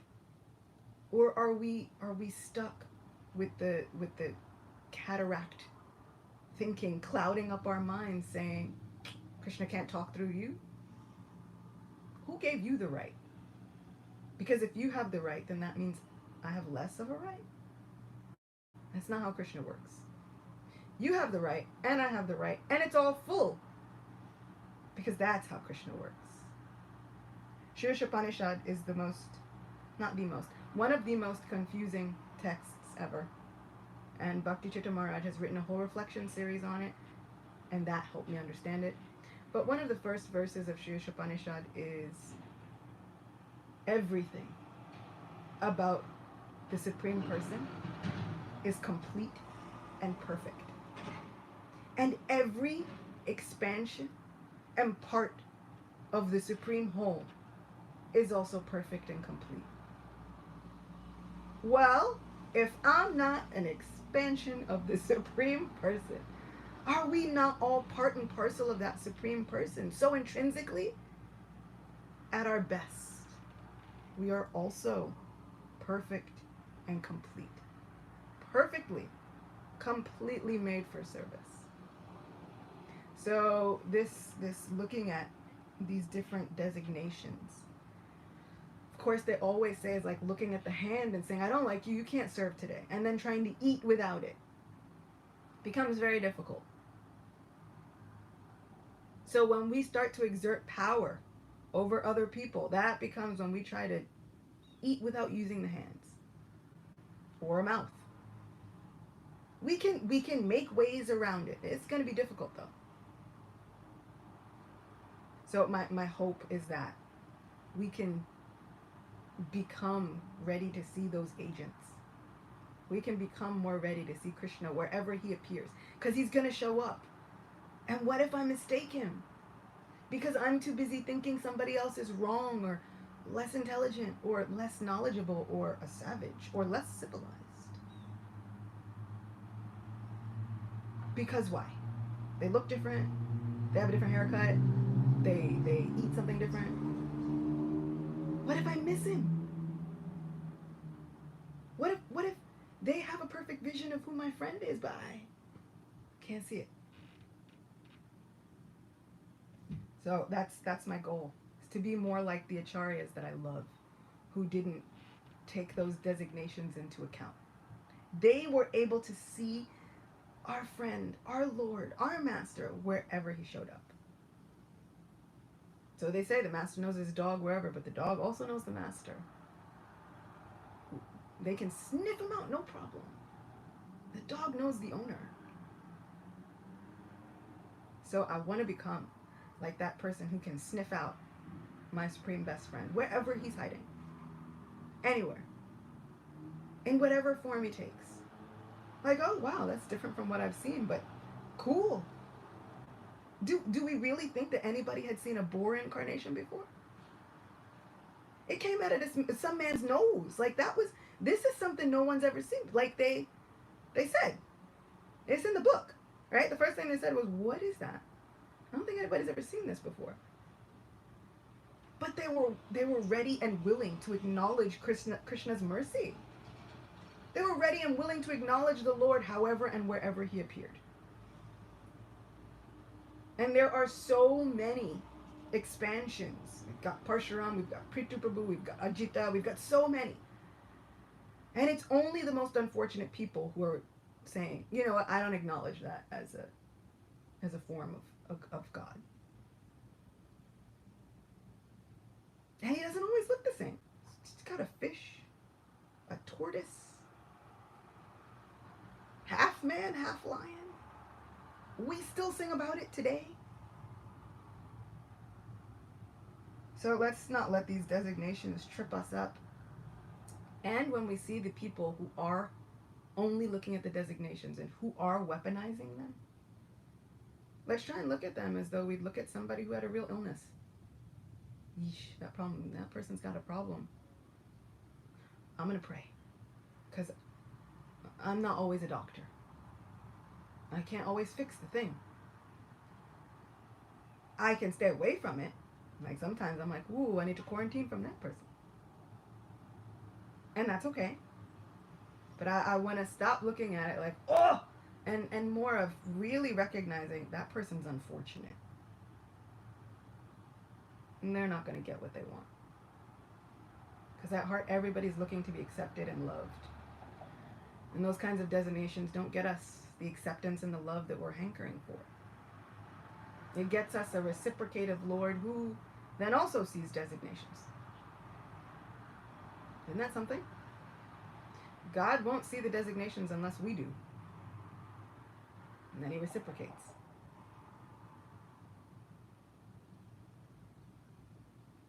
Thank you. Have a question, please.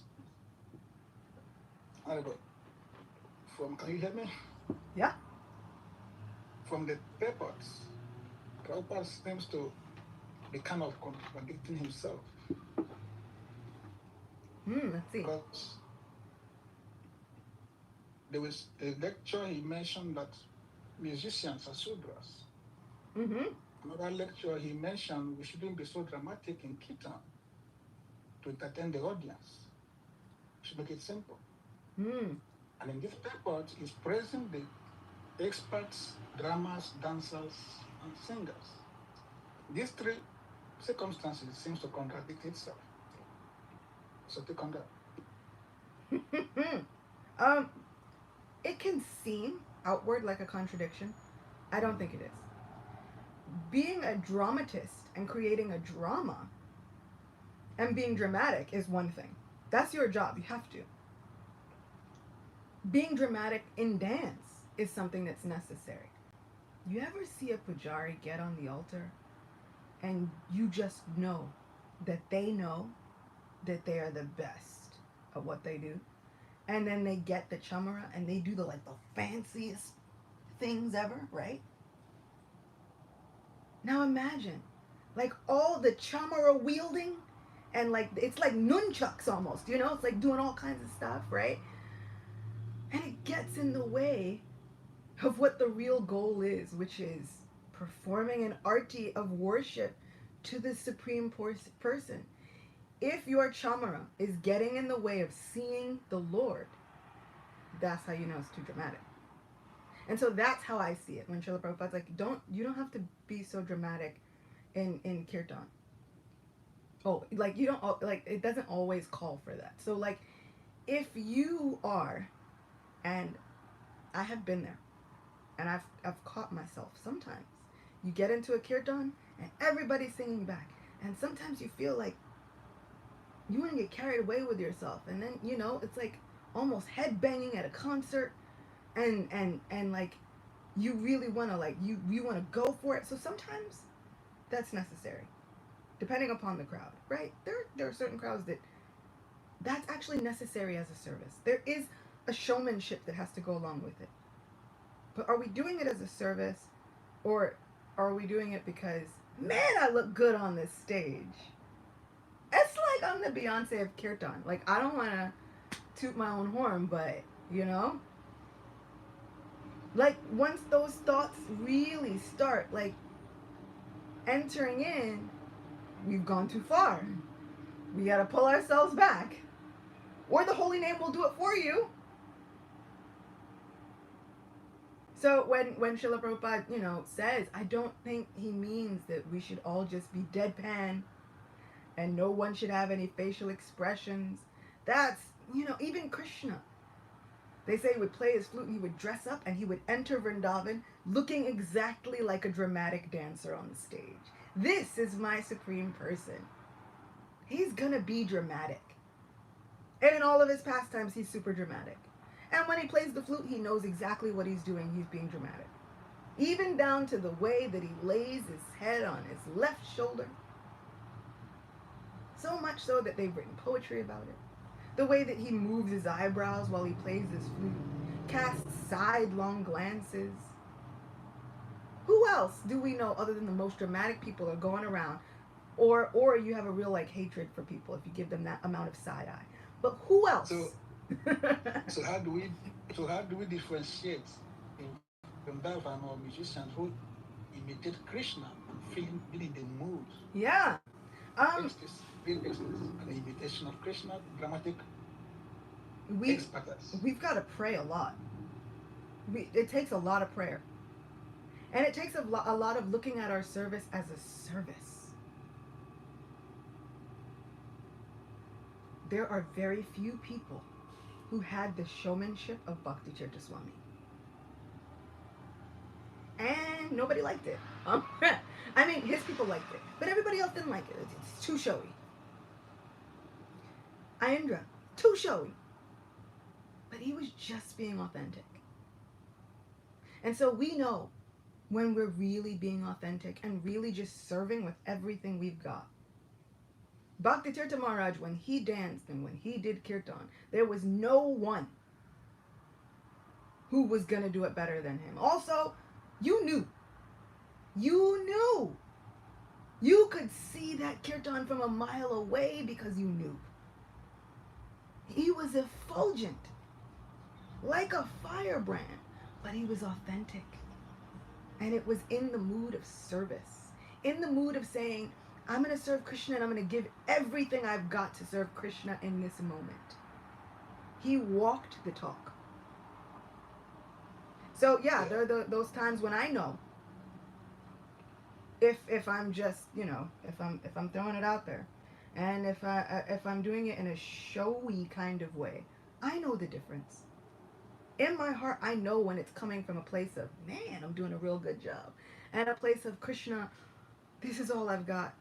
I'm going to give you everything I have to offer you in this moment. And if we think we can fool Krishna or cheat a cheater, we cannot. The holy name will teach us those lessons. Narada thought he was the best singer there was. And he was humbled so many times. So if Narada Muni, the great transcendentalist, also teeters that line. One, it's for our benefit. But it also shows us that it's a natural thing for the jiva to go through. Right? Narada Muni always, mercifully, he decides to represent the jiva's journey. The journey of the bhakti, the bhakta. Right? He's like, don't worry. I'm gonna do the things for everybody. We see Shrivas. Shrivas is jiva tattva, right? The hope for us. Where do we fall in these pastimes? We have Narada Muni to thank for taking our journey for us and showing us these things. Sure. And we fall in eating prasadam. Yeah, right. And even it says, like, you should never be shy while interacting with a loved one or eating prasada. All shyness should then be abandoned. So like all these people, you ever see it on a show where the people have to feed each other? It's like these dainty little bites. That doesn't really exist. It's for the show. But we don't have to, you don't have to be shy when dealing in an intimate romantic relationship and when eating prasada. So yeah, if we're doing it for service, Krishna will know. And if we're not doing it for service, Krishna will know. But also Srila Prabhupada was seeing. And he's trying to guard against. He's like, guys, be careful. Like, I'm seeing some things. So he's seeing an entire movement of people. So yes, dramatists, artists, dramatic people are necessary for a spiritual upliftment. They're necessary. But also authentically and in a mood of service.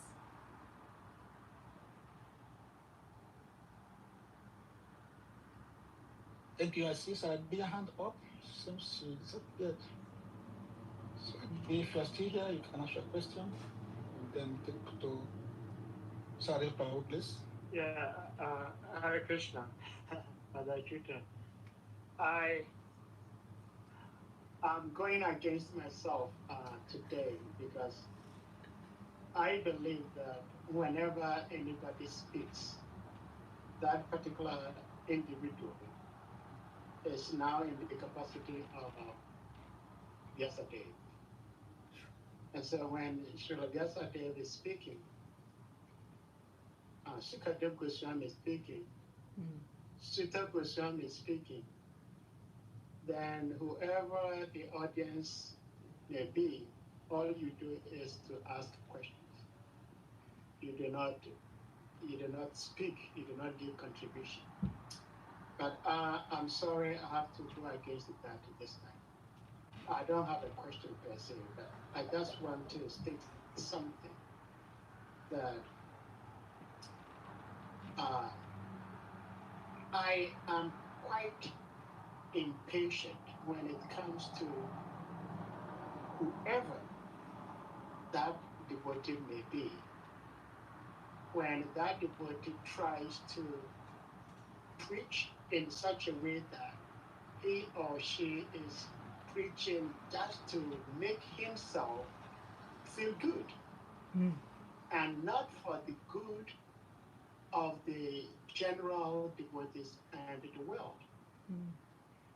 I have heard from one outstanding guru in our precious movement who said that he was once entering into a temple room and he heard a Vaishnavi giving Bhagavatam class. And so he immediately turned away because to him there is no reason why he should listen to a woman give Bhagavatam class. Now, if I were there and I heard this guru say this, I do not see how I'm going to be silent. I'll ask him questions. Everybody in this world was given birth to by a woman. Srila Prabhupada in his immeasurable wisdom, there were many devotees who sang Govinda Madi Purusha. He selected a woman, but the Yamunas. If that guru says that he cannot listen to a woman speak Bhagavatam, does he listen to Mother Yamuna's Govinda Madi Purusham in the temple room every morning? And if everybody says that, okay, this is Guru speaking, I have to be silent, how are we helping the movement? And so I appreciate what you said earlier on responding to my question that trying to save 200, you save 2. You have to save yourself first. But as much as I try to save myself first, if by trying to save the general movement, even I have to go to hell, personally, I do not care. After all, hell is for souls also. I'm not different from the souls brought in hell. I can go to hell if I have to. But it's very difficult and almost impossible for me to sit and see somebody twist the philosophy to suit his or her own personal gratification or preference. And when I do that, I'm not trying to do that to prove to anybody that I know better or I'm better than you. I'm trying to do that as a service. And I do not want people to see me as Sahadin being proud or pompous. But if somebody sees me in that way, I do not care. That's what I wanted to say. So if you're a woman, do not let anybody discourage you or minimize your potential of being an outstanding devotee. Be who you can be. Hare Krishna. Yeah, I wholeheartedly agree. And we've just seen, Krishna's example of societal designations. there are some people who have natural inclinations of a Kshatriya. These are the people who say, I can't. I can't. It physically hurts me to just sit and say nothing. And for me, I'm also a little bit fiery. So I'm, behind the scenes, someone was like, yeah, get him. But also, I feel like at a certain point, yeah, but at another point, I could spend so much time trying to convince that person because you'll be right. It's like, so then do you not read the 8th chapter of 1st Canto? Like, do we not read the prayers of Queen Kunti? Because that's a whole, just saying. She was talking a lot. Like, they gave her her own section. Do we not read the conversation between Kapila Dev and Devahuti? Do we not read the end of Srimad Bhagavatam where we hear about Pingala? Do we not hear about Uttara's prayers? Do we not? Like, there's a whole, there's plot holes in there. And so I try to ask myself, okay, how much time can I really devote to arguing with that person? Especially if they're going to be of the same opinion. Or do I recognize my capabilities? So sometimes we also have to look at our own capabilities. Now, Sadhya Prabhu is much more capable than I am. So sometimes I have to look at my capabilities and say, am I capable? And not capable like that, but do I really want to spend my time arguing with this person and their position might never be changed? Or do I want to create a safe space for all those people who are going to be confused by that person, where they can come and feel accepted? So sometimes I absolutely will argue with the people, especially if they come to me. There are so many times where people come to me specifically and they're like, hey, I don't think you should be preaching at all. I mean, let's face it, you're black. And I was like, what does that have to do with anything? like, okay, you're brown, I'm brown. We're sometimes the same color brown, but somehow or other the designation has been placed. Like, I've looked, I'm like, we are the same color brown. How did it get to be that you're brown, but I'm black? And always. And sometimes their views are changed, and sometimes they said, wow, you brought up some really interesting points. Maybe I want to go rethink my life. And sometimes their views are not changed.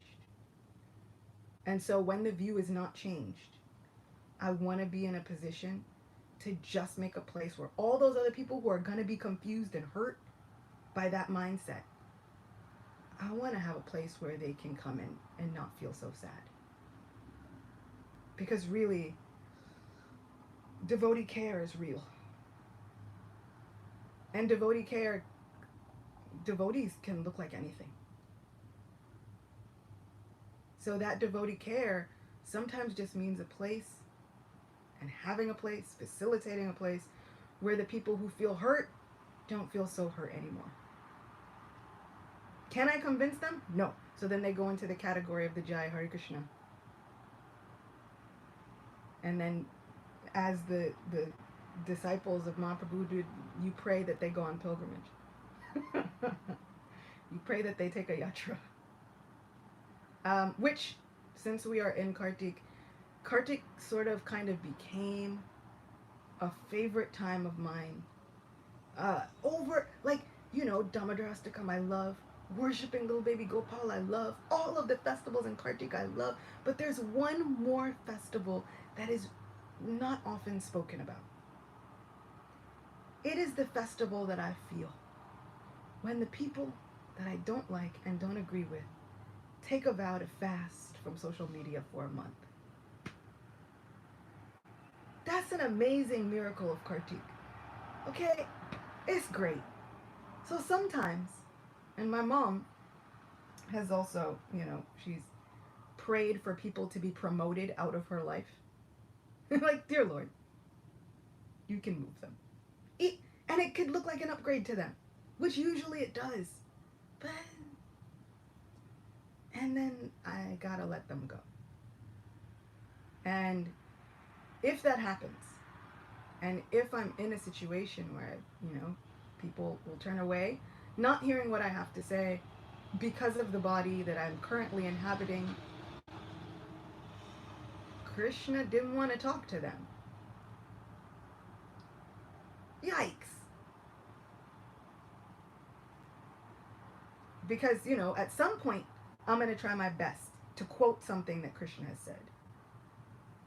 So it must mean that Krishna didn't want to talk to them. Not that day. Not right then. I want to try and be in a situation and put myself in a position where Krishna wants to talk to me. Thank you so much, Sadhya Prabhu. That was...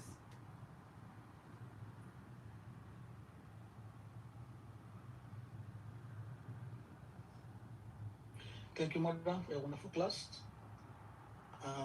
Thank you for taking the time to over 30 minutes. Anybody has any more questions, please? Can raise your hand up. She's here for you today. I am. Can let her I'm here. Okay, we have Boshari Kazim. Can you unmute? Well, thank you very much.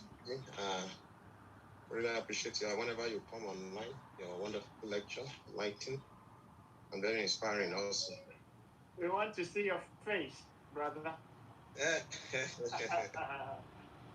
Yeah, I just want to make some little observation and contribution to what Sadhya Prabhu said.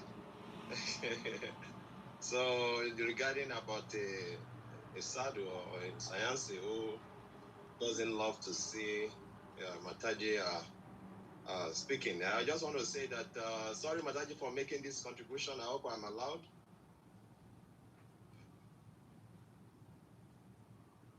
So what I was trying to say is that yes, Sadhya Prabhu, you know that our movement is more of Chaitanya Prabhu's movement, which is Achintya Veda Veda Tattva. So there's going to be like Chaitanya Prabhu when he was on the planet, the band, is one of his associates, sannyasi, who went to beg rice from a Mataji and look at the Mataji, and they wants the sannyasi to be very strict. And there's some sannyasi who are very liberal also, who accepts, who can accommodate ladies and intimately relate with them, and they don't have issue. So I was just trying to say that, yes, maybe that is that sannyasi kind of vow in his mind that, okay, I don't want to hear a voice of woman, just like Mahabharat also was very strict in his time. So I think our movement is of this two way. Achintya Veda Veda Tattva. So it can either be this way or that way. So it's not just one way.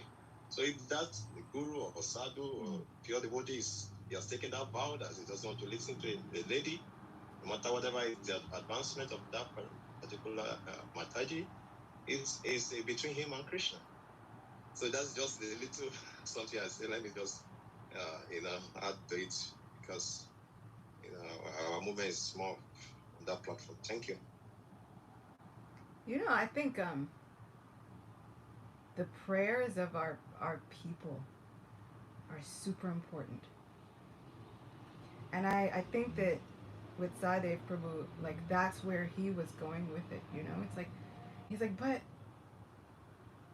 these are valuable things. This is valuable knowledge that can help our spiritual lives. And so I think that his compassion is so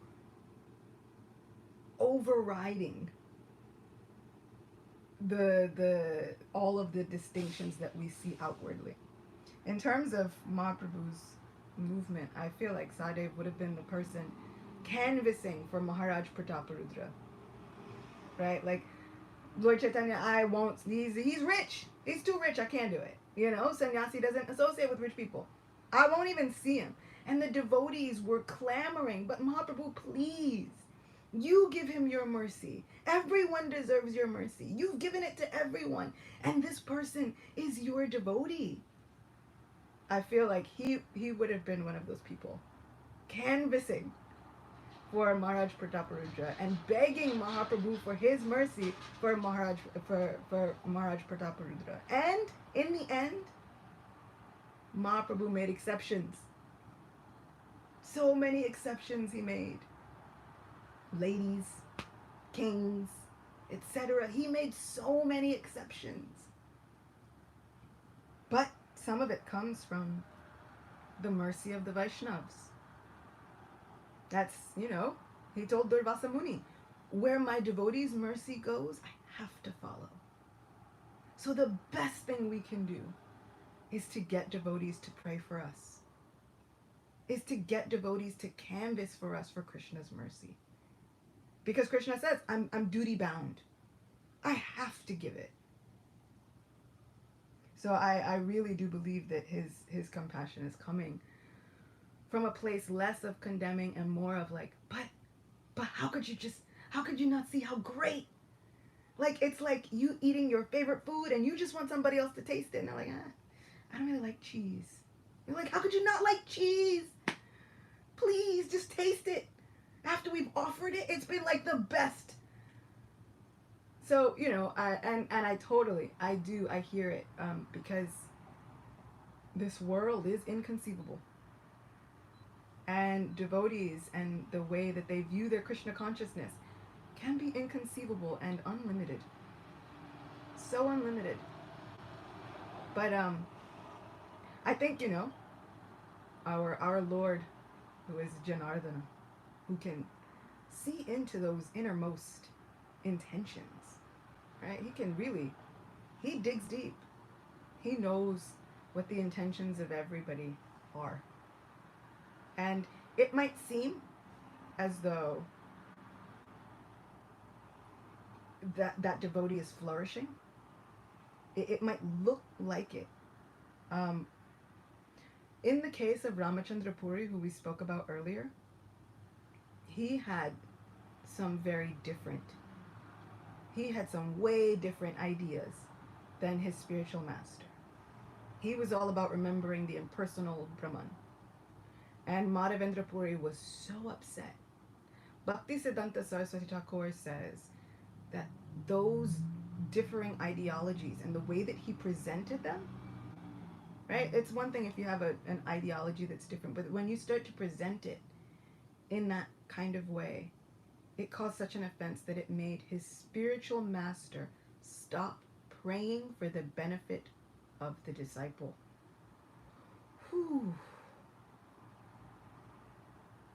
So, Bhakti Tirtha Maharaj gives a really interesting definition of the word aparad. To commit an offense is to do something which distances you from the mercy of the most compassionate Lord. Srimati Radharani. It is to do something that convinces Srimati Radharani to withdraw her mercy from your life. That is an aparad. I never forgot that definition because I never wanted to do something like that. Like, it was at that moment, I was like, oh God, never.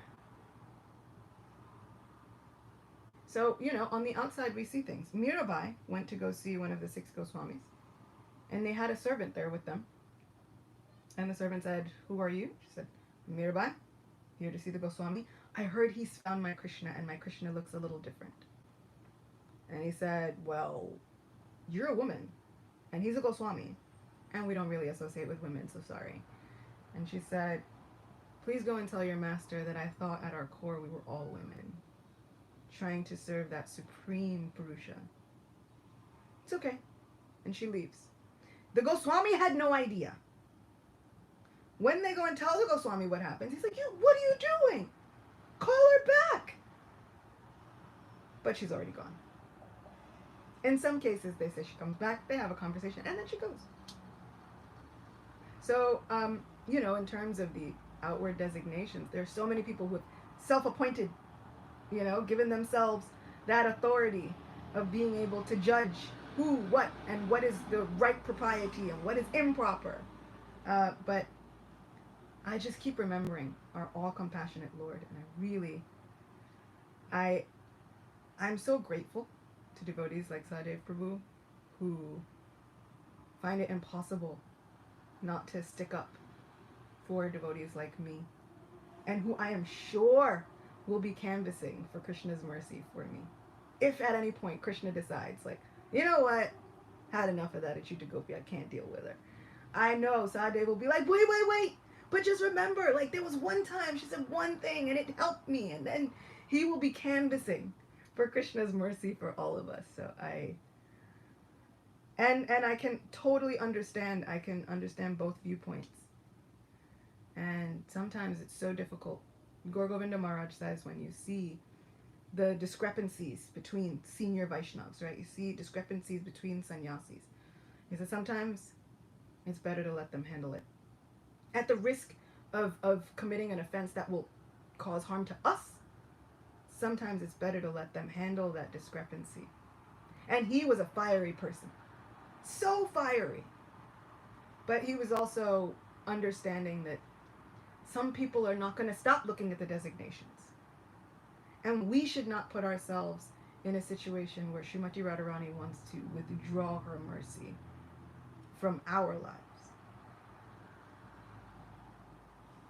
So, I say, keep sticking up for the people. Don't go to the place where, I mean, you know, I know you are willing to go to hell, but you don't have to. Maybe you don't have to. I just want you to stick around and continue canvassing for devotees like me. Thank you, Sadeh Prabhu. And thank you also, Prabhu, for your contribution in being able to look at both sides of the matter. That was what Krishna really liked about Uddhava. He took Uddhava with him everywhere. It's like, because Uddhava, I know, you'll be able to see both sides of the matter with a compassionate heart. So, thank you. Thank you both. Thank you, Mother. Nadia is back. So Oh, Nadia yeah. has a question. So Nadia has a question. have the floor. No, it's okay. She was saying that, you know, we've moved on, but Okay, she will pass. all the topics can come back around. All right. Thank you. Hare Krishna. Oh. Hare Krishna. Can you hear me? Yeah. Yes. Okay, yeah, so sorry to take up I lost connection, so I had to rejoin. So I had a question when you were speaking about, you know, how Krishna is dramatic and how sometimes in our service, you know, we can also be dramatic. And then you were saying that we need to kind of check in with ourselves, and like, are you really authentically doing it for Krishna or, you know, or not? So my question is that sometimes, you know, we might have a tendency to, you know, be very bold or, you know, be very flashy or, you know, whatever it might be. We just might like to, in some way or the other, express ourselves. And we might actually be aware that, you know, we just have this desire and it's not primarily that we want to do it for Krishna. But now my question is, if we then don't engage that tendency or propensity we have, how else can we, you know, become, you know, kind of become purified? I'm just like wondering about that. Is there any other way? Because like how do you otherwise, you know, actually work through that, you know, that attachment or that desire that you have? So it's kind of like what to do. You know, if you have a natural inclination towards being dramatic like me, if you feel like there are things that are your natural inclinations. Krishna is every section, dovetail, dovetail, dovetail, dovetail. And at the beginning, perhaps the motivations are not pure. But who of us comes into Bhakti Yoga with the purest motivations already self-realized? Unless you are like Gaur Govinda Maharaj. And then, right? So like, you know, Srila Prabhupada said about him. He's like, no. He's been pure from birth. Why did he have to say that? Because there were other people, Bhakti yogis, who were saying, really? This new guy? Like, why does he get all the things?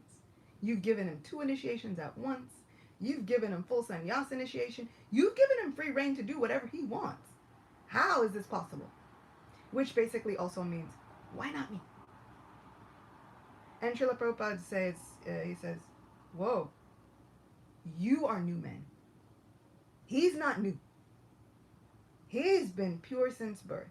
So, you know, when we come into Bhakti Yoga, we can understand that our motivations are not always the purest.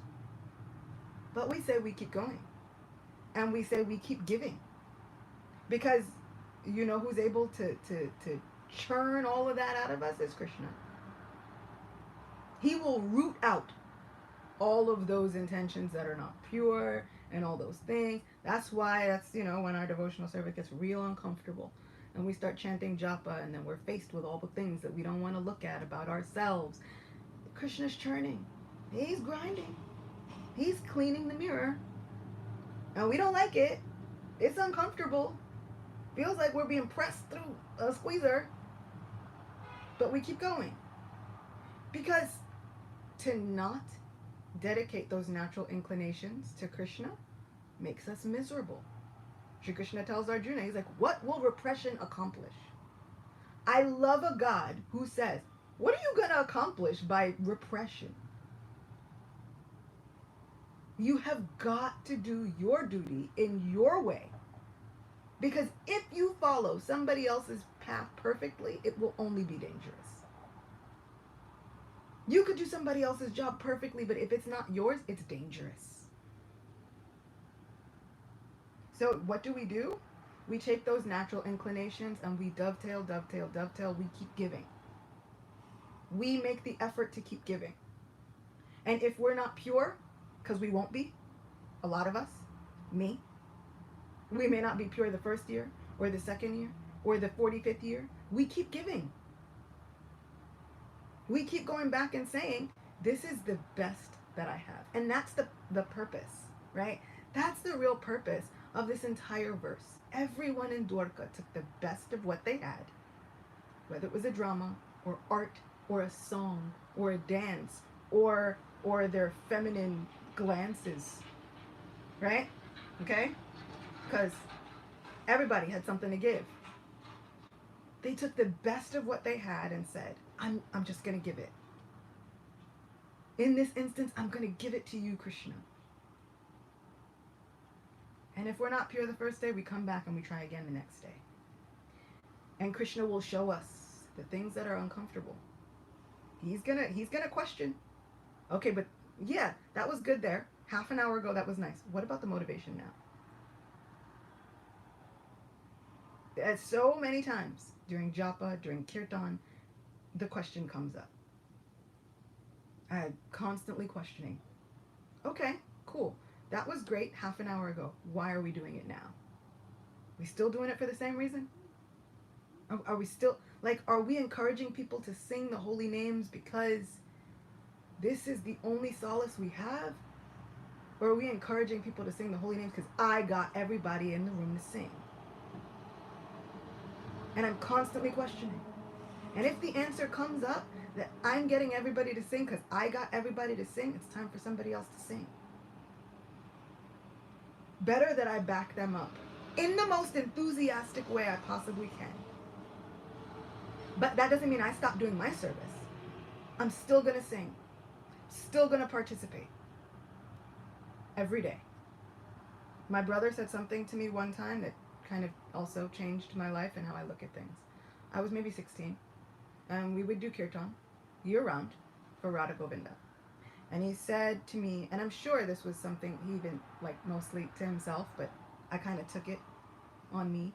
And he said, if you could just be as excited about kirtan in the winter time, when it's freezing cold and there are 3 people here, if you could be as excited in the winter time as you are at festival time, then we really got something. And that stayed with me for the rest of my life. I want to be that excited. That's how I know I'm doing it for the service. All of our acharyas is if there's nobody to preach to, you preach to the 4 walls. With the same enthusiasm. If I can figure that out, then I will be using my dramatics and all of my storytelling to its fullest potential. Then I'm using it for Krishna. If I can't sing because I don't have a prime time slot and there's nobody there and there's all this stuff and all whatever, then that's a problem. And sometimes, there is Sometimes you can tell when the organizers do it deliberately, you know? It's like, here, we've invited you to sing. You can sing at lunchtime. It's like, oh, okay. You do your seva, but also you can protect your seva. Sometimes it's like, oh, that's not the best for me to do my seva. But if I can be somehow as enthusiastic in the wintertime when no one's there as I am in the summertime when there's festivals and there are hundreds of people there, then I'm getting to the heart of what my service is. So Krishna he'll question us. He'll ask us questions. He's going to be in constant conversation with us because this whole Mahamantra, all that we've been doing, all the service, is just asking Krishna, oh, my friend, engage me, but also interact with me. Speak with me. So we have to be sure that then when Krishna starts talking back, you know, we're not like, whoa, I asked you to have a conversation, but I don't want to hear that, so I'm going to need us to talk about something else. We have to be able to take that in-depth look at ourselves also. It doesn't mean that we're bad and horrible people. It just means we try again. Try again. And keep giving your best offering. Doesn't have to be somebody else's, doesn't have to look like somebody else's. The point of this verse is everybody came and gave the best of what they had naturally. They even said the earth comes, she gives naturally the best of everything when Krishna appears. So she gives gems and she gives this luscious grass. She gives all the best that she has naturally. Krishna doesn't tell Arjuna to stop being himself. He says, be more of who you are. To the fullest extent, be all of who you are. Do it for me. Whatever you eat, whatever you offer, whatever you give away, whatever austerities you prefer, just do it for me. And I promise you, I will walk alongside you this entire journey.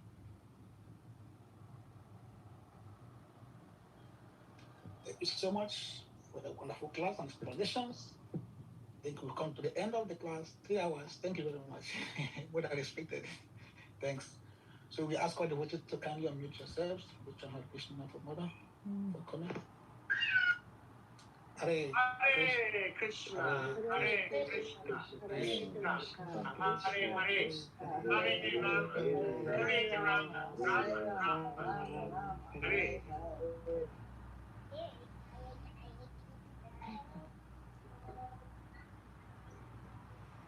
Again, Sachuta Devi ki jai. Srila Prabhupada ki jai.